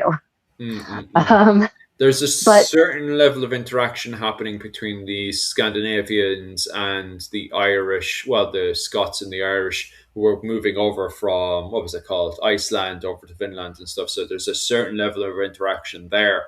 And then how that goes throughout the medieval period is still debated between academics and scholars, but it has been proven during the Viking Age of 1000 AD that, you do have the likes of Eric and other people who have made their way over to Vinland. But the rest of it's very much debated today of how much interaction was going on, because you get these little snippets, like, for instance, Christopher Columbus being in Galway in Ireland and him talking to fishermen. They're like, yeah, you can make your way if you go from Iceland over to Greenland. There are fishermen that go over there all the time. Oh, yeah. I mean, there's a settlement. There's a settlement in Greenland. There's a full a full-blown settlement, but that's not Latin America. Yeah, yeah, let's yeah. let's be very clear. That is Oh, yeah, not Latin America. Those 100%. are not But not, my not point, Latin America. yeah, but my point being, there's a level of, the closest you can get to a level of interaction is between America Yeah. and what was it called, and the old world, as some people would call it, would be the Celtic kind of quote unquote Celtic regions and the Norse regions. However, it's very interesting that you bring up what is, oh, how was it again? How were black people involved in the medieval period? Because we do know, like at the time, Eastern Africa was in the middle of a golden age because of the fact they have so many gold mines around there, and we do have various emperors around those regions who were able to just get a whole load of boats and just send them off, like get rid of, just like we're just sending them off and they never return. And that's what happens. They literally put boats together and just like, I wonder what's way over there. If I send Yeah. people over there, will they come back? And they just send people off and they don't come back. So it's very interesting that you bring up that term. So from all the research that I've done into that topic, I think Rachel can correct me on this one. I think it happens about 3 times in written documentation that I know of, anyway, where the emperor is just like in East Africa is just like, I'll just send people off willy nilly. And the fact he can do that goes to show how wealthy they were, that they can just, suddenly just arrange a whole load of boats and just go, right, off you go, Yeah. And then the fact it failed, that he would just send them off again. But I know of nothing of them returning. I only know of it happening 3 times, I'm sure of. And finally, the fact they didn't return shows they didn't come back with any Latino people. But, it would be interesting if they did return, because I could imagine them returning with Latino people for sure.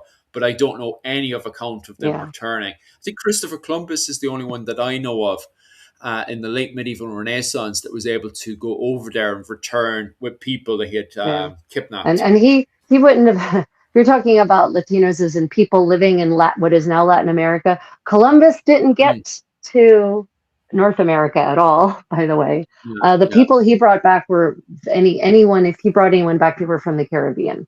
So yeah, it's not yeah. even. We're not even talking about like South America.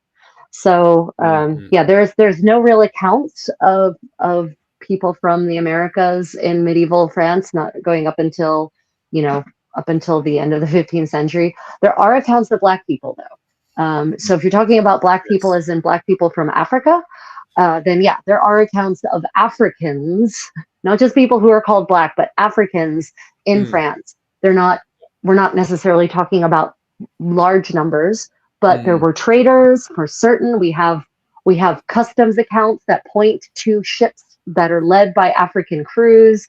They're mm, called things like Peter the African, for instance. There's even some visual evidence of Black people in the court of Burgundy, for instance, like in portraits. I'm not talking about mythological or mythical or legendary or pseudo historical paintings. I'm talking about paintings depicting members of the court. And there's mm, one I'm very specific one I'm thinking of, where there's a gentleman standing in the background, and boy, does he look like he is from sub-Saharan Africa. Um, but yeah, there is evidence of the occasional Black African in what is now France, interacting, sometimes even setting down roots. There's genetic evidence that of skeletons that have markers, genetic markers, DNA markers that point to origins of West Africa. mm. So there is some evidence, and I have a feeling that there will be more evidence that will be forthcoming as more documents are explored, primary source Yeah. medieval documents are explored, as they're digitized, as they're translated, as they're transcribed. I think we will, and especially if we start looking at the evidence with fresh eyes, instead of Mm, assuming that what we're reading is all about white Europeans, right? mm. Maybe if we start looking at it with fresh eyes, we'll start seeing things that we ignored before. Yeah, that's Yeah. very true. Because we constantly, like, even the history of nomads around both West Asia all the way over to Eastern Europe and stuff, it's such a massive blur. myself and my wife talked about that. We have a friend from Hungary, and his background, because he comes from what was it called, Eastern Hungary. His background is crazy, and you can see it on his face as well. And sometimes he would talk about his nomadic past and stuff, like his background, his grandparents, and how mixed they were between Moscow and Poland, and also the various. He proudly talk about his kind of nomadic history as well. And there was also a whole load of nomadic in Ireland. If you're living in Ireland now, obviously, there is actually a nomadic. Hungarian living historians in Ireland as well, and they have Right. their horses and their full kit as well, and they're massively mixed. You can see with their cheekbones and everything how they're mixed between Right. what was it called, West Asia and Eastern Europe. Like, it's absolutely fascinating. Like, so Yep. it's definitely something we should definitely delve into Yeah. and do much more, kind of DNA testing and everything away. Like, for both all sides, to be honest with you. A lot of people do say if more people did DNA testing, we wouldn't have too many problems. The problems, especially the problems that are popping up today. Like, I know Right. for me, it was a massive shock with my father. My mom wasn't too bad. My mom, it's funny enough because my mom was born in England, and she ends up almost 90% Gaelic, Irish, native Irish DNA. But my dad, who a lot of people were like, "Oh, you're Irish, and blah blah blah." He did his DNA testing, and he was mixed with every single visitor to Limerick. Like, my family's from Limerick and Cork, both port cities. And wow, my dad's DNA really showed up on that one. Not only, I think his DNA was like 50 to 60% Gaelic Irish, but the rest of it then was a mixture of, what was it, English, French, Scottish, Spanish. There was Palestinian DNA in there. Right. It was insanely mixed. And we're still talking today, like, how the hell did Palestinian DNA pop up in my dad's DNA? So absolutely fascinating that my Yeah. dad's family had pretty much mixed with every single visitor to Limerick. Well, I mean, the thing is, I've said this before, but there are people here who have maybe not heard this before. Um, those DNA tests vary in how accurate they are, depending on the Mm. company you choose to use, but also the way it's not like there is a gene that literally has an Italian flag on it.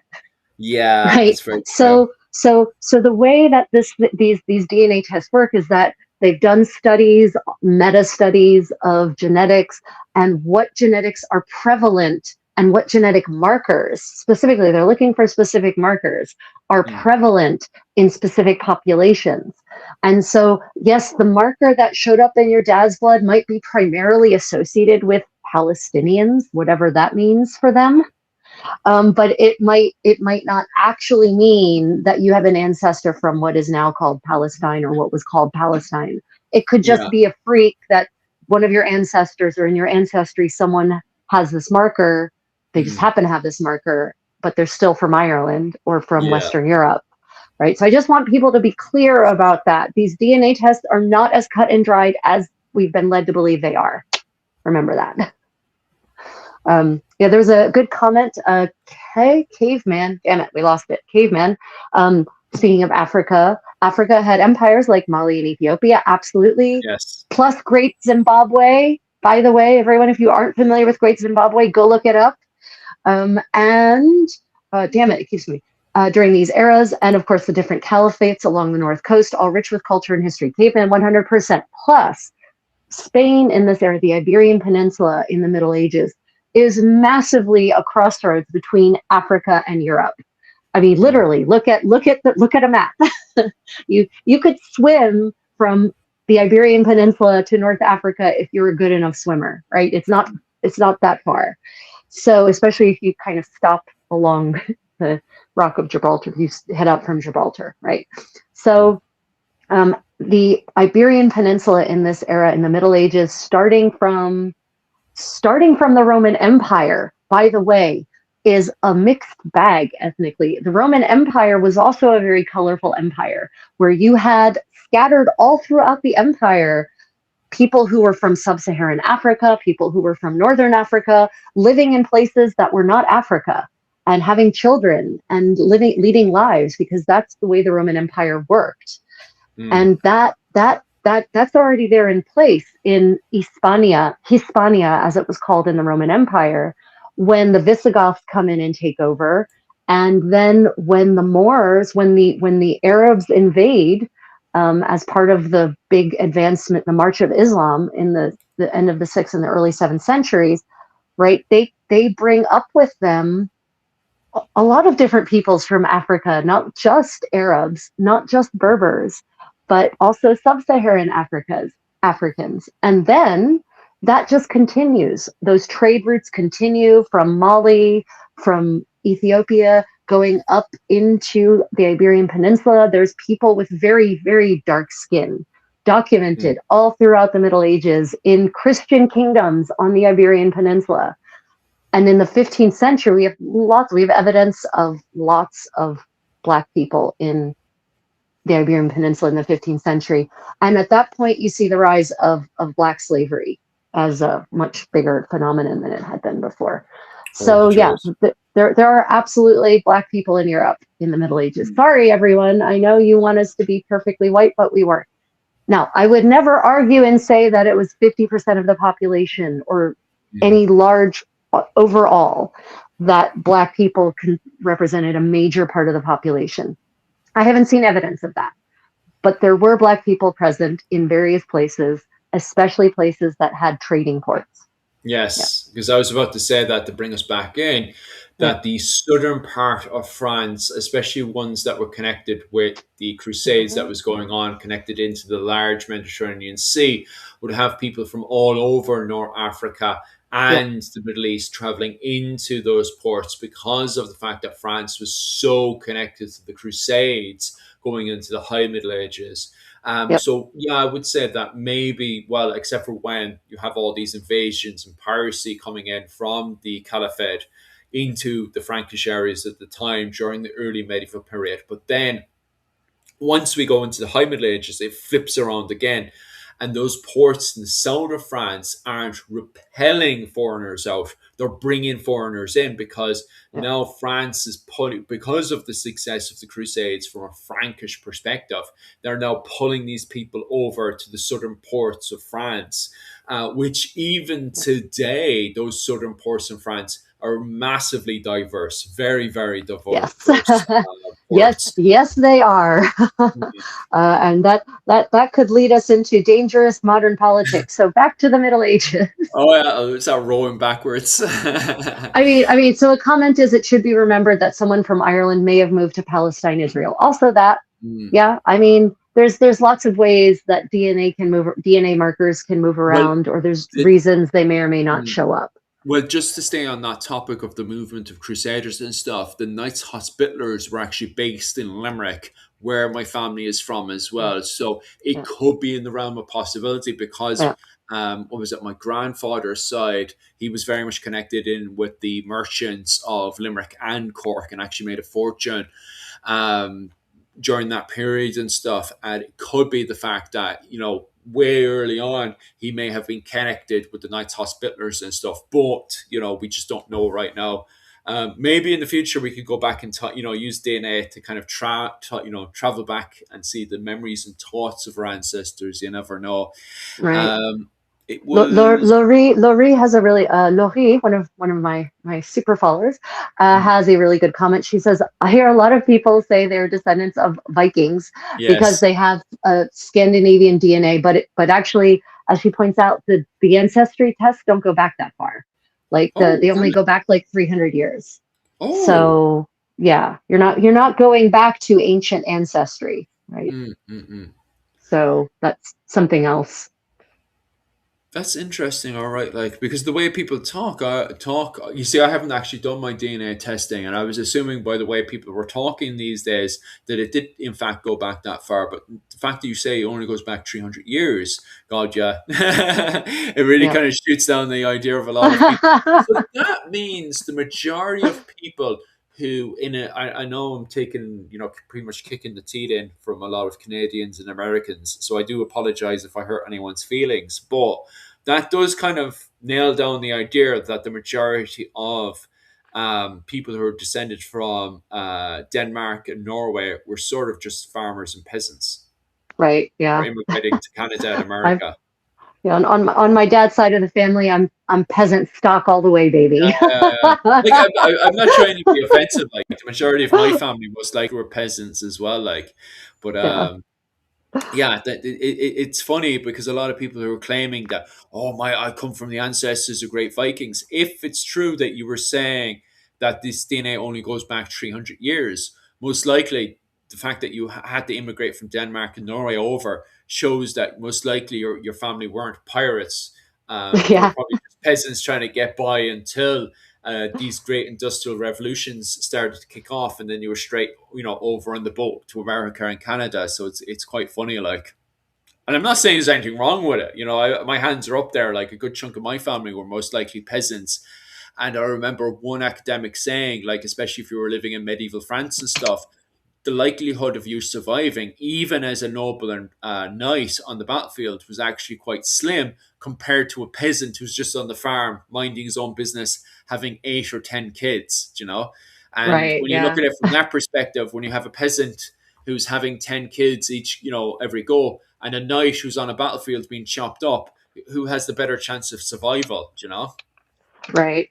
I would Jamesy makes a comment that history is indecipherable. I don't think Yeah. it's indecipherable. I think we what I like to say is it's not that history is indecipherable. It's not set in stone, and our understanding of history is constantly evolving.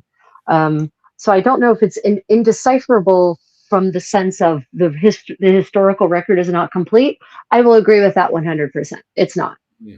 That's not how history works. But then again, I don't know of any subject that isn't constantly evolving in knowledge. Science is constantly evolving. Literature is constantly evolving. Our understanding of literature is evolving.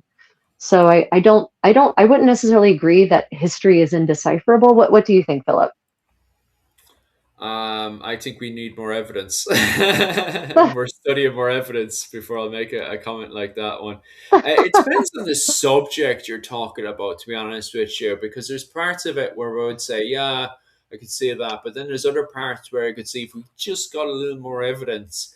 And I'm also looking at it from the perspective of an Irish perspective, where we've suddenly got a whole load of literature, thanks to AI for a change, that's been able to decode a lot of literature up in the forecourts and stuff that was burned, but allegedly AI is now fixing it, allegedly.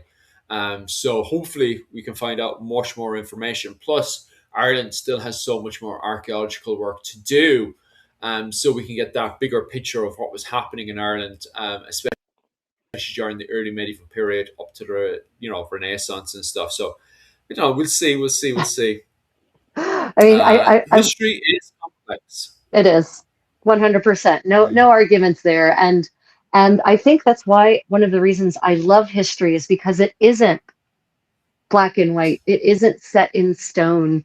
It isn't. It isn't just this boring piece of knowledge that you have to memorize. History requires interpretation. It requires reading a Mm. lot of different sources of different kinds from different voices to really develop a picture. And there's still room for debate. I mean, Philip, you and I could look at the exact same primary source, the exact same chronicle written by the same chronicler about the same event, and we could walk away with different conclusions about that event. I find that scintillating.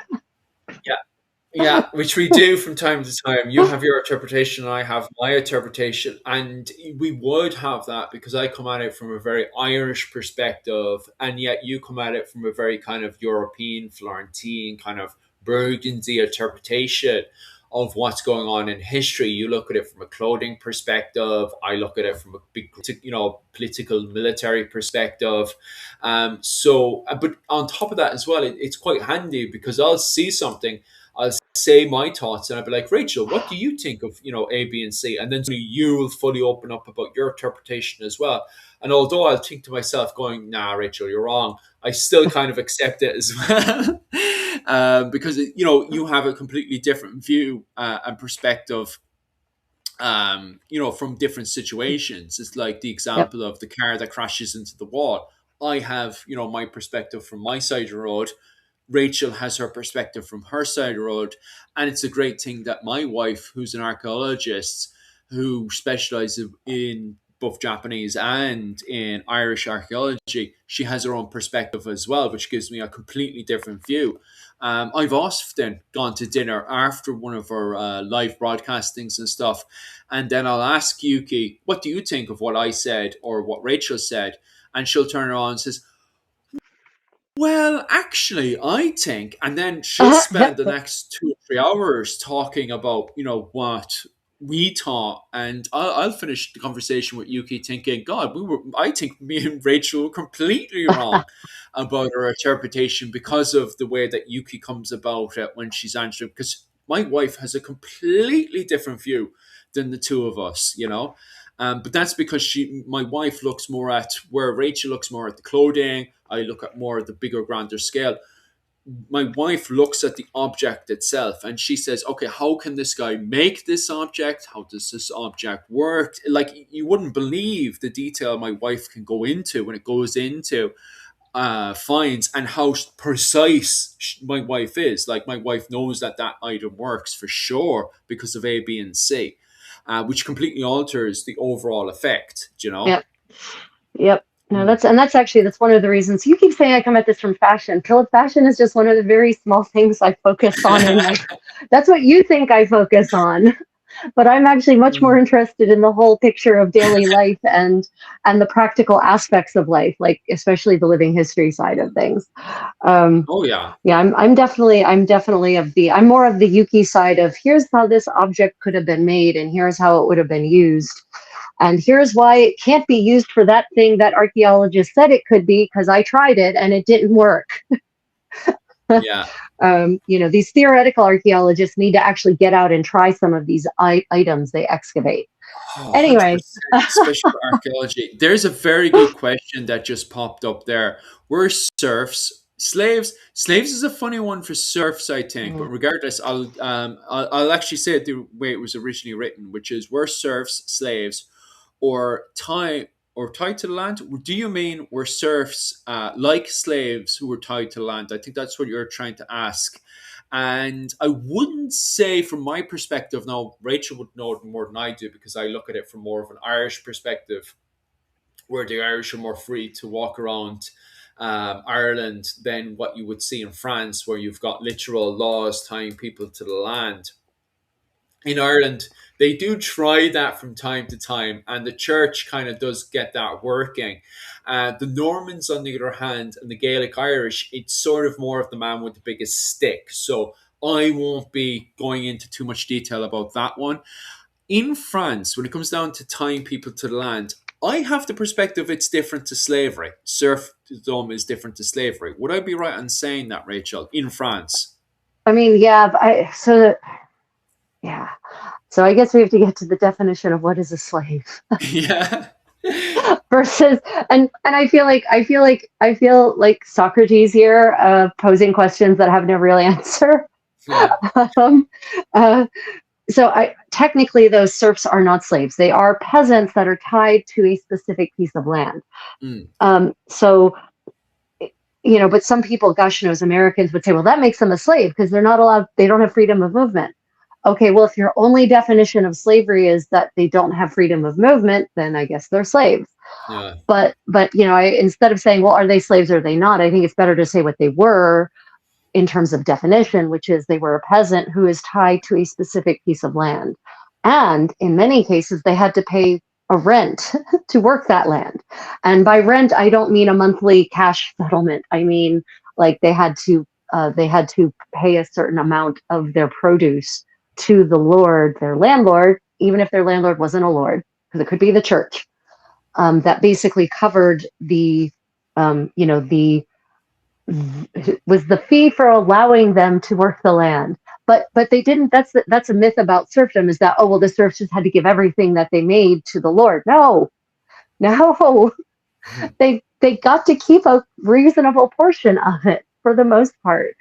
The only thing is that they didn't have the freedom of movement. But on the positive side, legally, and it was a legal situation, so they did have legal rights. That's another myth, that serfs were like a slave. A serf had no rights, and therefore could just be ridden upon or beaten or killed at will. No, Also not. There are cases of lords being brought up on murder charges for killing their serfs. Mm. So no. So a serf had certain rights, and one of those rights was that they had to be allowed to work the land that was part of their serfdom. Right? So it wasn't all a one-way street, and but this is another of those institutions that has been grossly misrepresented in a lot of history. And again, probably for political reasons, to present the the wage slaves that we now have as being somehow superior to that, right? Yeah, that's very true. As Christians, they couldn't technically be enslaved. However, slavery could be used as a form of punishment, says Witchy. Yes. Yeah, it was. Yeah, so how well that was enforced is a different question, right? Because we definitely have slaves in Ireland, in Christian parts of Ireland. Yeah, that's actually a very, very good point. We do actually have slavery goes on throughout the entirety of the medieval period. Like it starts off in 410, and I can't see in around 550 when Christianity is officially brought into Ireland. I can't see any king in Ireland trying to remove, well, the equivalent of a baron trying to remove slavery, or even the High King of Ireland the Roic trying to remove slavery in Ireland. So there's no push whatsoever until 1103, and that's from a push from the papacy. So it's not Right. until 1103 that slavery is somewhat gone, but you still have pockets in Ireland, which is, by the way, at that point after 1103, it's against the law. Like the High King, if he finds you doing slavery, he will force you to pay various fines and could even execute you. So it is against the law after 1103 in Ireland. But there's still pockets doing it. There's still pockets in Ireland going over to England, kidnapping people, bringing them back to England, or even just buying other human beings. There was a market. This is what really annoys the Normans about Ireland, is that in Bristol, in England, Irish people were going over to Bristol and just buying children from the locals and then going back to Ireland, which annoys the Normans because the Normans, they were buying it from Anglo-Saxon, and the Normans have just enforced their dictatorship. And as part of their dictatorship over England, they're enforcing, the papacy ways, the common law and all that stuff, what the papal laws and stuff. And them going off and selling their children undermines the Normans, because the Normans are meant to be very anti, as you guys point out there, not being allowed to sell other Christians. So the Normans are trying to stamp this stuff up. And this is why Ireland gets into trouble with the papacy around this time as well, which doesn't really put them in a favour when the Normans are trying to justify an invasion into Ireland as well. So kind of backfires on the Irish in many ways. But this isn't the fault of the High King. The High King is also trying to, stamp these little tiny pockets out as well of lads just waking up one day saying, I don't feel like doing the housework today. I'll just get another human being and kind of treat them like complete garbage, make them sleep in a cage and make them do all the housework, Yeah, there's a thriving slave market in Europe, even in Christian parts of Europe in the first millennium. It's one of the primary commodities that is traded on the Silk Road that comes from west to east. So yeah, it's in the earlier parts of the Middle Ages, it isn't quite so settled as that, and as well regulated as that. But it still comes back to the idea of serfs are technically not slaves. They can't be bought and sold. Like that's another thing about serfs that's different from slaves. For instance, they can't be bought and sold. Again, of course, you're going to have examples of various bad actors, various malfeasors violating those laws and the conventional and traditional rights and the customs. But the reason that those records come to us in history is because they were brought up in court cases, and therefore we know about those violations. So because they were viewed as violations. So as Twitchy says, it's messy, and slavery is such a complex topic during the medieval era. But this is a good point, Twitchy. What is important is to emphasize that unlike the USA, slaves were not the primary form of labor and production. for especially the second half of the Middle Ages. And the earlier part of the Middle Ages, it depends on where you are. But the period of serfdom, what people, this is another of those myths about the Middle Ages. The defining feature of the Middle Ages is feudalism and serfdom. Wrong. Wrong. Serfdom does not exist across all of Europe in the entire 1,000 years that is the Middle Ages. And it's, there's like an intense couple of century period where it's very prominent, and then it slowly goes away bit by bit as it becomes, the Black Death definitely kind of puts the kibosh on it, more or less. It really, that's kind of the big turning point for serfdom. I need to quickly butt in there, Rachel, because I got a donation of $5, and I just want to apologize there. What we're going to do is copy and paste that over, Big Dave, because I'm not sure why that didn't come true, but I thank you so much. Your new comment came true, Big Dave. I just want to apologize there because Big Dave actually donated a $5 to me, but for some reason Restream never popped up on the comment section. So I just want to apologize for you there, Big Dave. Thank you so much. I'll pop over to Rachel's there and make sure she hasn't got any comments there, but I'll repost your comment there. Suppose we take a peasant from old Ireland and bring them to today. Would they think they had it bad, or would they say, send me back? So do you think a peasant from old Ireland, kind of a clansperson, would have it bad today? To be honest with you, I think they would demand to be sent back if they were from Ireland during the medieval period. And the reason for that is because from the get-go, they would feel very lonely, okay? And I think that's the main reason why they would suddenly feel like going back. A lot of people, Irish people in the early medieval period, it's king groups. They always have somebody who's accompanying them. Plus, it's the emotion here is really, really toxic. There's a lot of Irish academics right now that believe that medieval Ireland was more like a musical all the way up to 1920s with the arrival. Thank you so much for that donation as well. I'll pop in for that one just a second, guys, okay?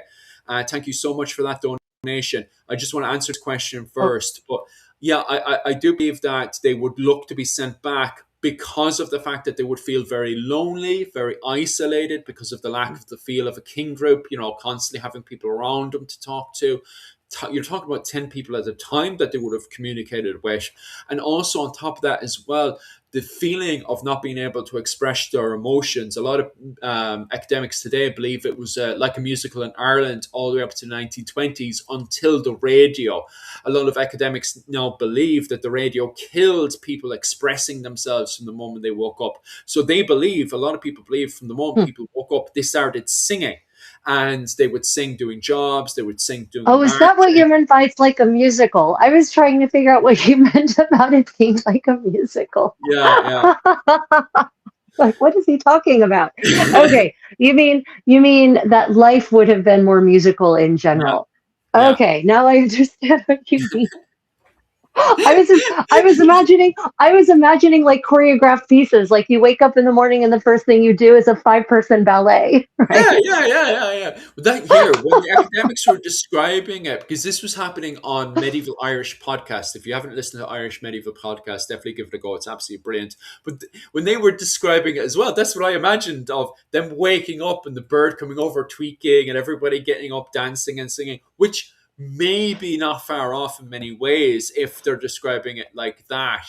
The whole hi-ho, it's off to work to go. That kind of buzz is what I sort of imagine. Maybe I'm completely wrong. Maybe Rachel has a different interpretation again. I mean, maybe. I think the main thing, though, I think you're right. And that's not just true of Ireland. Everywhere in Europe was much more musical. And not just musical, more communal, right? Yeah. That would be such a big shock to any medieval person at any level of society to let's say a noblewoman, if she got transported to her equivalent socioeconomic status in New York City, she'd be in one of those high-rise apartment buildings all by herself in this massive apartment with views overlooking the city and no one nearby. No one. she wouldn't have a lady in waiting. She'd have nothing because that's not what modern rich people have, right? She'd be completely isolated and it would be such a lonely existence. Yes. It really would. It would just be so quiet, except for we have these devices that can produce music at the drop of a hat, right? We don't even have to type anymore. We can just say, Siri, play so-and-so, and it happens. I think you're right. I think the loneliness would be really, despite all the technology we have, right? Despite the sanitation, despite freely flowing water, despite flushing toilets, ultimately they might actually get so anxious and depressed from the sense of isolation that they might ask to be sent back. Yes, I couldn't even see it being a thing of lasting a week or something. I think they would last a few hours, and suddenly their brains wouldn't be able to handle it. And on top of that as well, we keep shoving our heads into these machines that, like even right now, you're doing it. And the thing is, I don't think people will be able to handle it. Like, there's reasons why we do it, but I don't think someone from the medieval era could. And it's the same thing when I came from Ireland over to Japan. When I was in Ireland, everything is much more darker in Ireland. There's nothing that's like really buzzy. Believe it or not, when I first moved to Ireland, the biggest cultural shock I had wasn't the fact that I discovered Japanese people are humans. It was actually the fact of all these colors. When I went into the shops and stuff, their crisp packets and everything insanely colorful, really in my face. And instead of having people on the TV and stuff, it's all anime characters and everything. Everything's very bright over here. Yeah. It's very kawaii and stuff. And so my brain for a good few days was on sensory overload, which you don't get in Ireland. Ireland's very dark. It's very dim. You don't have the insane constant input, going, constant input, right? Japan makes me a little crazy. Not all of Japan. There are like, I love visiting the castles, like the reconstructed ones. There aren't many originals left. I love walking in the quiet villages, but if you go into the city centers in Japan, it's very aggressive. Big time. Yeah. It's true. Like Ireland is big green and colorful and stuff, but at the same time, it's natural. There's not the same sensory overload I get. Like, I live right next to Don Quixote. I don't know if you guys, not the Spanish Don Quixote, by the way, guys. What? They don't understand that. No, it's not. It's this shop called Don Quixote, and it's this little penguin guy.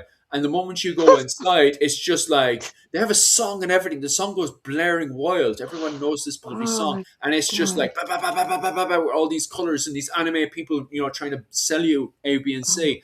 And when I first came to Japan, I was just like, "What the hell is going on?" People would just put these meat buns into your hand, and you walk back out, and you're like, "What, 10 quid short?" And you're just like, "What the hell is going on?" And you start to hobble back into your house with your your energy drink. That's all full of these anime characters, and your meat bun with the packaging with all these anime characters as well, and you're sitting in your apartment going, "What the hell has happened?" Welcome to Japan. I do think I definitely think medieval people would be actually they might actually be sent into shock. Yes. I think the amount of input and stimulation would probably send any medieval person into shock, shell shock level shock. Yes. I think they would say, and the loneliness. So the combination with the overstimulation and the loneliness, it would be unbearable, right? And the brightness at night, how bright it is all the time.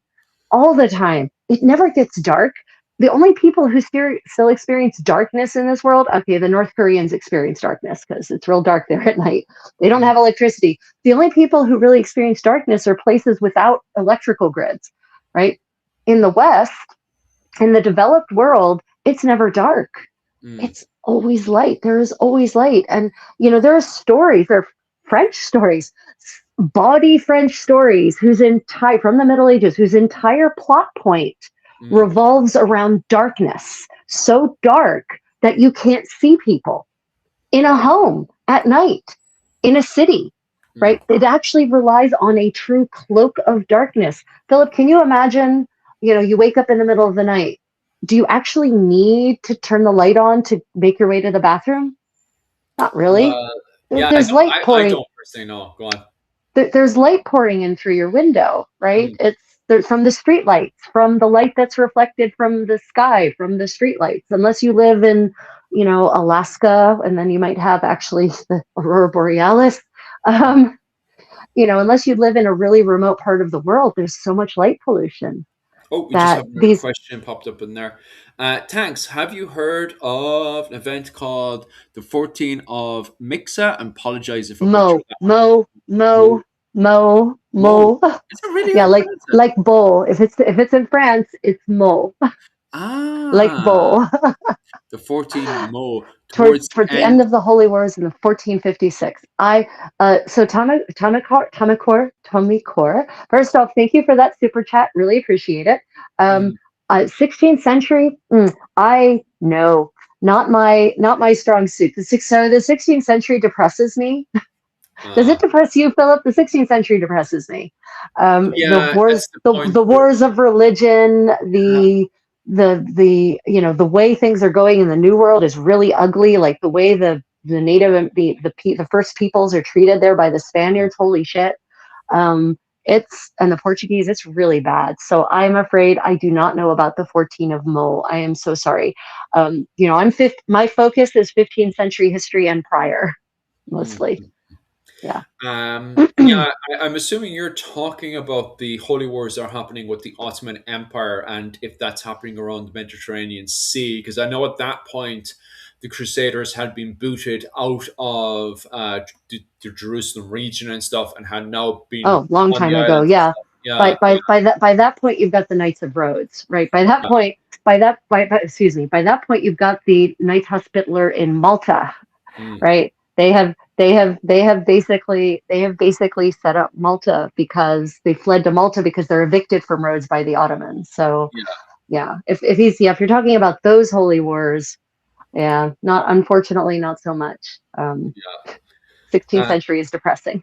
then I have another question. Could the Gallo Glass beat the French Knights in a 50-50 fight?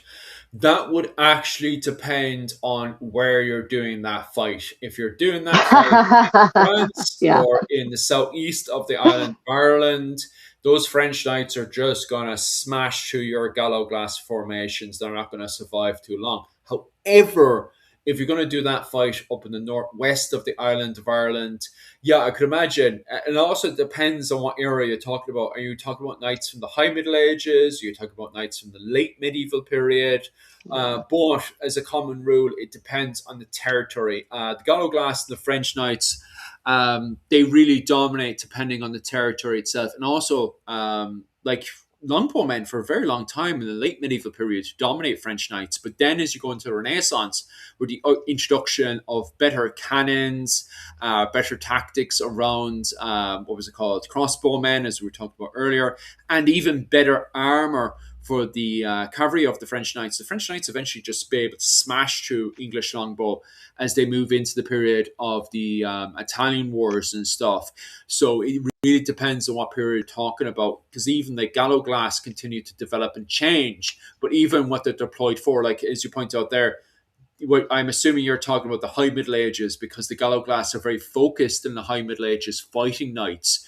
But then as we go into the late medieval period and the Renaissance, that's what pike formations are for. Pike Yeah. formations start to become more and more popular in Ireland. And the Yep. Gallo Glass are more used for chopping up in between the pike formations and stuff. So it really depends on the period you're talking about and the tactics that are being used. I mean, if we have friends, we could maybe test this. Oh, nice. You and I know people. You know people who do Gallo Glass reenactment. I know Yeah. people who do 15th century French reenactment. We could Yeah. we could test this. Just giving a field barring you for half an hour. My friends as well, the lads, they're actually recruiting medics over. medics will be standing by. If you are living up around the Clare area of the west southeast of Ireland, I would definitely say west southeast. What the hell is west southeast? I'm talking about the what was the southern west side of Ireland up around the Clare region. The lads are recruiting for this year when it comes down to living history and stuff. So if you live around Clare, Cork area, definitely pop in and join those guys, or join me over on Instagram. I'm constantly sharing our posts and stuff. And I suppose you're the same as well, Rachel, is that people are recruiting this time of year for reenactments in Europe and also America as well. Well, mainland European reenactors don't usually recruit. Really? No, not like that. They tend to have their own little clubs, and they tend to be locally based. And maybe you might encounter them at a medieval fair or whatever, and maybe you could try to convince them to let you join, but you'll have to prove your way in. So it's not no quite the same. It's not quite the same. And again, that's like big generalizations, but I'm just talking about my own personal experience. It's not. Organizations, recreation organizations, not reenactment, but medieval recreation organizations like the SCA, they recruit always. They're always interested in new people joining them and making them feel welcome and helping them get started. But reenactment groups tend to be less in Europe and England. The UK tend to be more introspective. They're not openly recruiting. You kind of have to go to them and say, I would like to join. Here's my and usually you have to submit like a resume and show that you approve that you are worthy of joining them. It's a bit much. I remember when I joined, I came back, I just finished my military service, and I'd seen reenactment for ages. And so I just went over to Trevor's house, who was leading the reenactment, and I was like, here, boy, can I join your reenactment group? And he was like, yeah, sure, boy, just come down Sunday and I'll give you an old axe there to hitting someone's head. That's how I started. And there's, if you go to a reenactment, depending on the reenactment, but I'm thinking specifically the UK, like the Battle of Hastings, when they do a Battle of Hastings reenactment, when you're registering, when you're showing up to sign in, you can come as an individual, that's fine. But they actually have a color wheel, and they make you have to have your kit on, and they actually compare your kit, your clothing that you're wearing, to the color wheel. And if your clothing is too bright, doesn't fit the color wheel, then you're not allowed to wear those clothes at the reenactment. That was so funny, because I came through the back door because I'm with what's his name, Barry Gaynor. I was connected to Barry Gaynor in Fingal, so I got to go through the back door of being a part of Hastings, because I was actually in the Hastings event. And when myself and Yuki were there, someone came over and said, oh, I didn't know we allowed that sort of bag here. To Yuki's bag. Yuki's bag was an official 10th century Irish bag. And I was like, I got very ticked, and I had to correct him. That annoyed me so much, because I knew he was only looking at English finds. And I was like, yes, of course, because only England exists during the medieval period. He was literally talking like that, and I was getting ticked about it. And as an Irishman, I was like, that's a 10th century monastic find from Clan MacNoise. That is 100. That is the kind of behavior I expect at medieval reenactment events in Britain. Unfortunately, that doesn't. If I hear about inclusive behavior, I'm pleasantly surprised, because that's generally what I hear. Is a lot of tisking and passive aggressive. Right? Like they weren't even talking to her face, were they? Well, she said it to his face, but he said it sarcastically, like, "Oh, I didn't know they allowed those sort of bags." Oh, so he did have the courage to actually make eye contact and say that to her. What was funny about it is that I went up to him because I wanted to talk about the High Middle Ages and this particular English baron. So we were having a very, very intelligent conversation. And then he sarcastically, this is where it went downhill, by the way, he sarcastically turned around to my wife next to me and was like, oh, I didn't know we allowed that sort of bag here. And I knew, my brain clicked on straight away, and I got very ticked right away, and I corrected him right away. And he was just like, the jaw dropped. And especially the way that I had to vent at the fact that I know exactly, I highlight the fact that this was an Irish find from around Clan MacNoise. And not only do we know from this find, because it's in, like, literally, you will see like the Book of Kells and stuff where they have this sort of bag, but also it is being found. Like, it's not like this, they've never found this sort of bag before. They have found this bag. So this bag 100% exists, but it only exists in Ireland. I haven't found anything like this in England. Okay, so I understand where he was coming from, but this was a bloody Irish find, that we solidly know of. But here's the appropriate way. There's in my opinion, there is a polite, respectful, and productive way of engaging about this matter, Philip. So this is how I would have done it had I been this reenactor. I would have said, wow, I have never seen a piece like that from England. Could you tell me about it? Give you the chance to educate me about this piece, because unlike other people, I don't assume I know everything. Because there's always new information coming out, there's always new archaeology, and there's no way that any one human can possibly stay abreast of it all. So there would have been a perfectly polite and respectful way to do it, but sarcastically sneering, I didn't know we allowed that sort of thing. Yeah. It's still today, like I think back and I get bloody tick-headed about it. Another really, really interesting one as well, because I came across this before and I have heard of, this is not a rumor, by the way, I have heard about this as well. Maybe it's a rumor, it's not, I've actually heard about this myself, but I heard a girl being refused to a group because she was in a wheelchair user.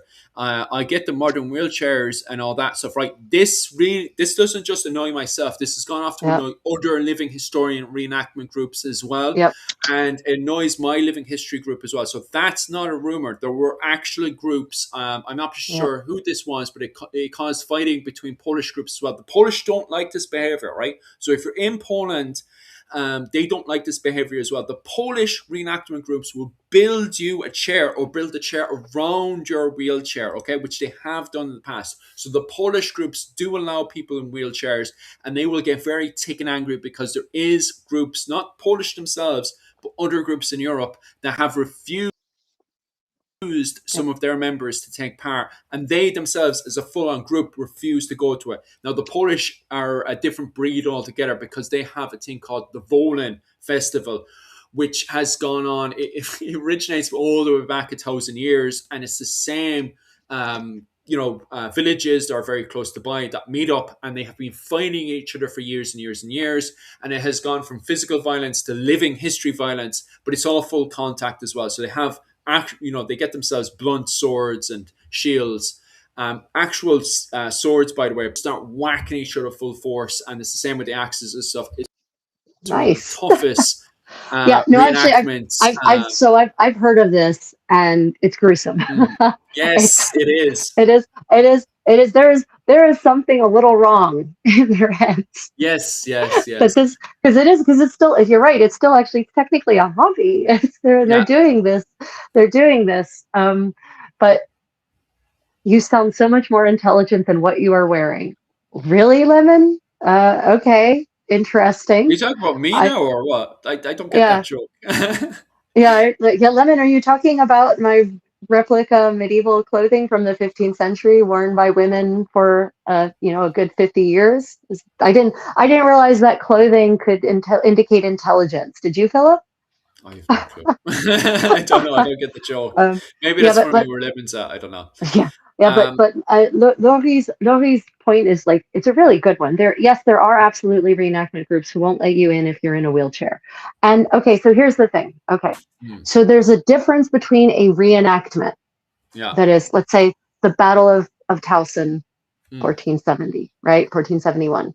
Okay, you're reacting to specific battle, and if you're a reenactor, they're not going to let you in a wheelchair that looks like a wheelchair.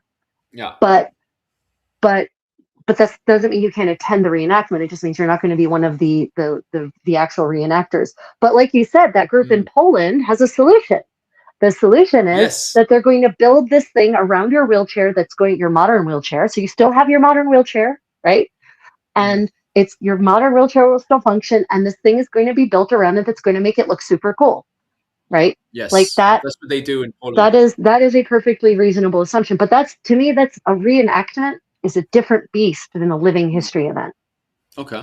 A living history event is not a reenactment of a specific battle. It's literally living a moment in time, experiencing daily life in that moment. It's not about the battles. It's not about the great man history. It's about how people live their daily lives. It's about the songs they sang. It's about singing the songs, eating the food, making the food, dancing the dances, playing the games, living daily, experiencing medieval daily life together, right? So I personally, I think we should absolutely be willing to make accommodations at living history events for people to participate even if they need devices. Now, here's the other thing. Yes.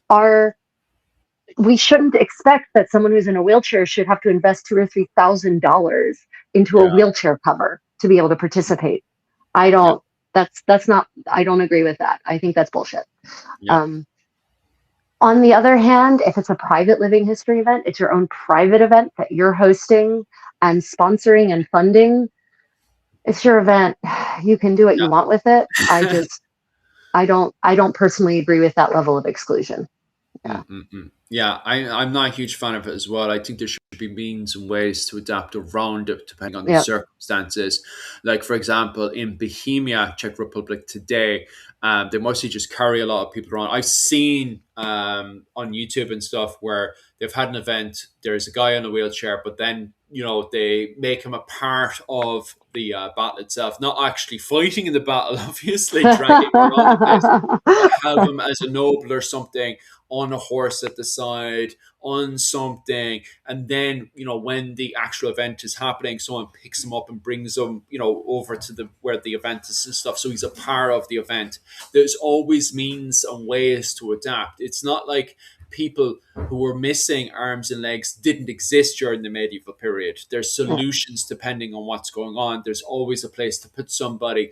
So I definitely do believe not just in including somebody into it, but making it a part of living history, because of the fact that, people were missing arms and legs and people with learning disabilities and stuff, they didn't just magically appear. They existed. It's up to you to do your research and see how you can include these people into your event, in my opinion. Yep. And, it's obviously the wheelchair is a very recent invention. So no one is contending, right? It's a recent invention, and it's a godsend for many people, literally. So I wouldn't necessarily expect that people who have disabilities who then rely on wheelchairs for mobility and to be able to interact with the world. It's unfair to expect them to go back to the way people in the 14th century did it, because the way we did it in the 14th century wasn't real great. It was, people missing legs in the 14th century often ended up begging on the streets and having to hobble around on 3 limbs, crawling basically. So I don't think we should expect that either. I think Maybe I was thinking too much from a noble perspective. Yeah, I think you were. Not everyone is going to have a team of servants to carry them around in a sedan chair. So, we have to, and even in a modern event, how many people want to volunteer to be that person's sedan chair bearers for the whole event? I mean, that's maybe not realistic either. So there are ways of doing it. And I think that, we should try to be more inclusive and find ways of doing it that doesn't also, victim shame the person who's in the wheelchair for not being willing to give up their mobility to enjoy this event. Aye, for sure. Okay, so it's about the 2-hour mark now, and I actually have to start finishing up. Is there anything else you'd like to cover? Twitchy, could you take care of that, please? Thank you. Well, I could always take on more. Anyway, regardless, we'll finish up there. So, Rachel, is there anything else you'd like to add in before I finish up today's live stream? Oh yeah, we didn't. I had all sorts of fun chronicles lined up to help cast more light on life in 50. I feel like we didn't talk about medieval France very much, actually. Look, if we can do more every week, especially stuff on, what was it called? Because we do have the medieval news lined up as well this week as well. So we do have, that's on Wednesday, isn't it? We've got the medieval buzz on Wednesday. On Wednesday. So we do have the medieval news, so we can add in. I'm sure there's obviously medieval news happening over there as well, so we could bring some of that over and talk about that as well. And of course, you'll be having your live streams this week as well. What live streams are you doing this week, Rachel? I'll be doing some medieval cooking. I've had requests for vegetarian options, and as many of you know, or some of you maybe don't know, in the Middle Ages there were many days of the year. I think it was calculated to be like 180 days of the year when you weren't supposed to eat meat. Ooh. So and that applied not just to the flesh, the muscular flesh of an animal, but also to products like butter and cheese. And so they developed vegan alternatives basically in the Middle Ages Mm. for butter and cheese.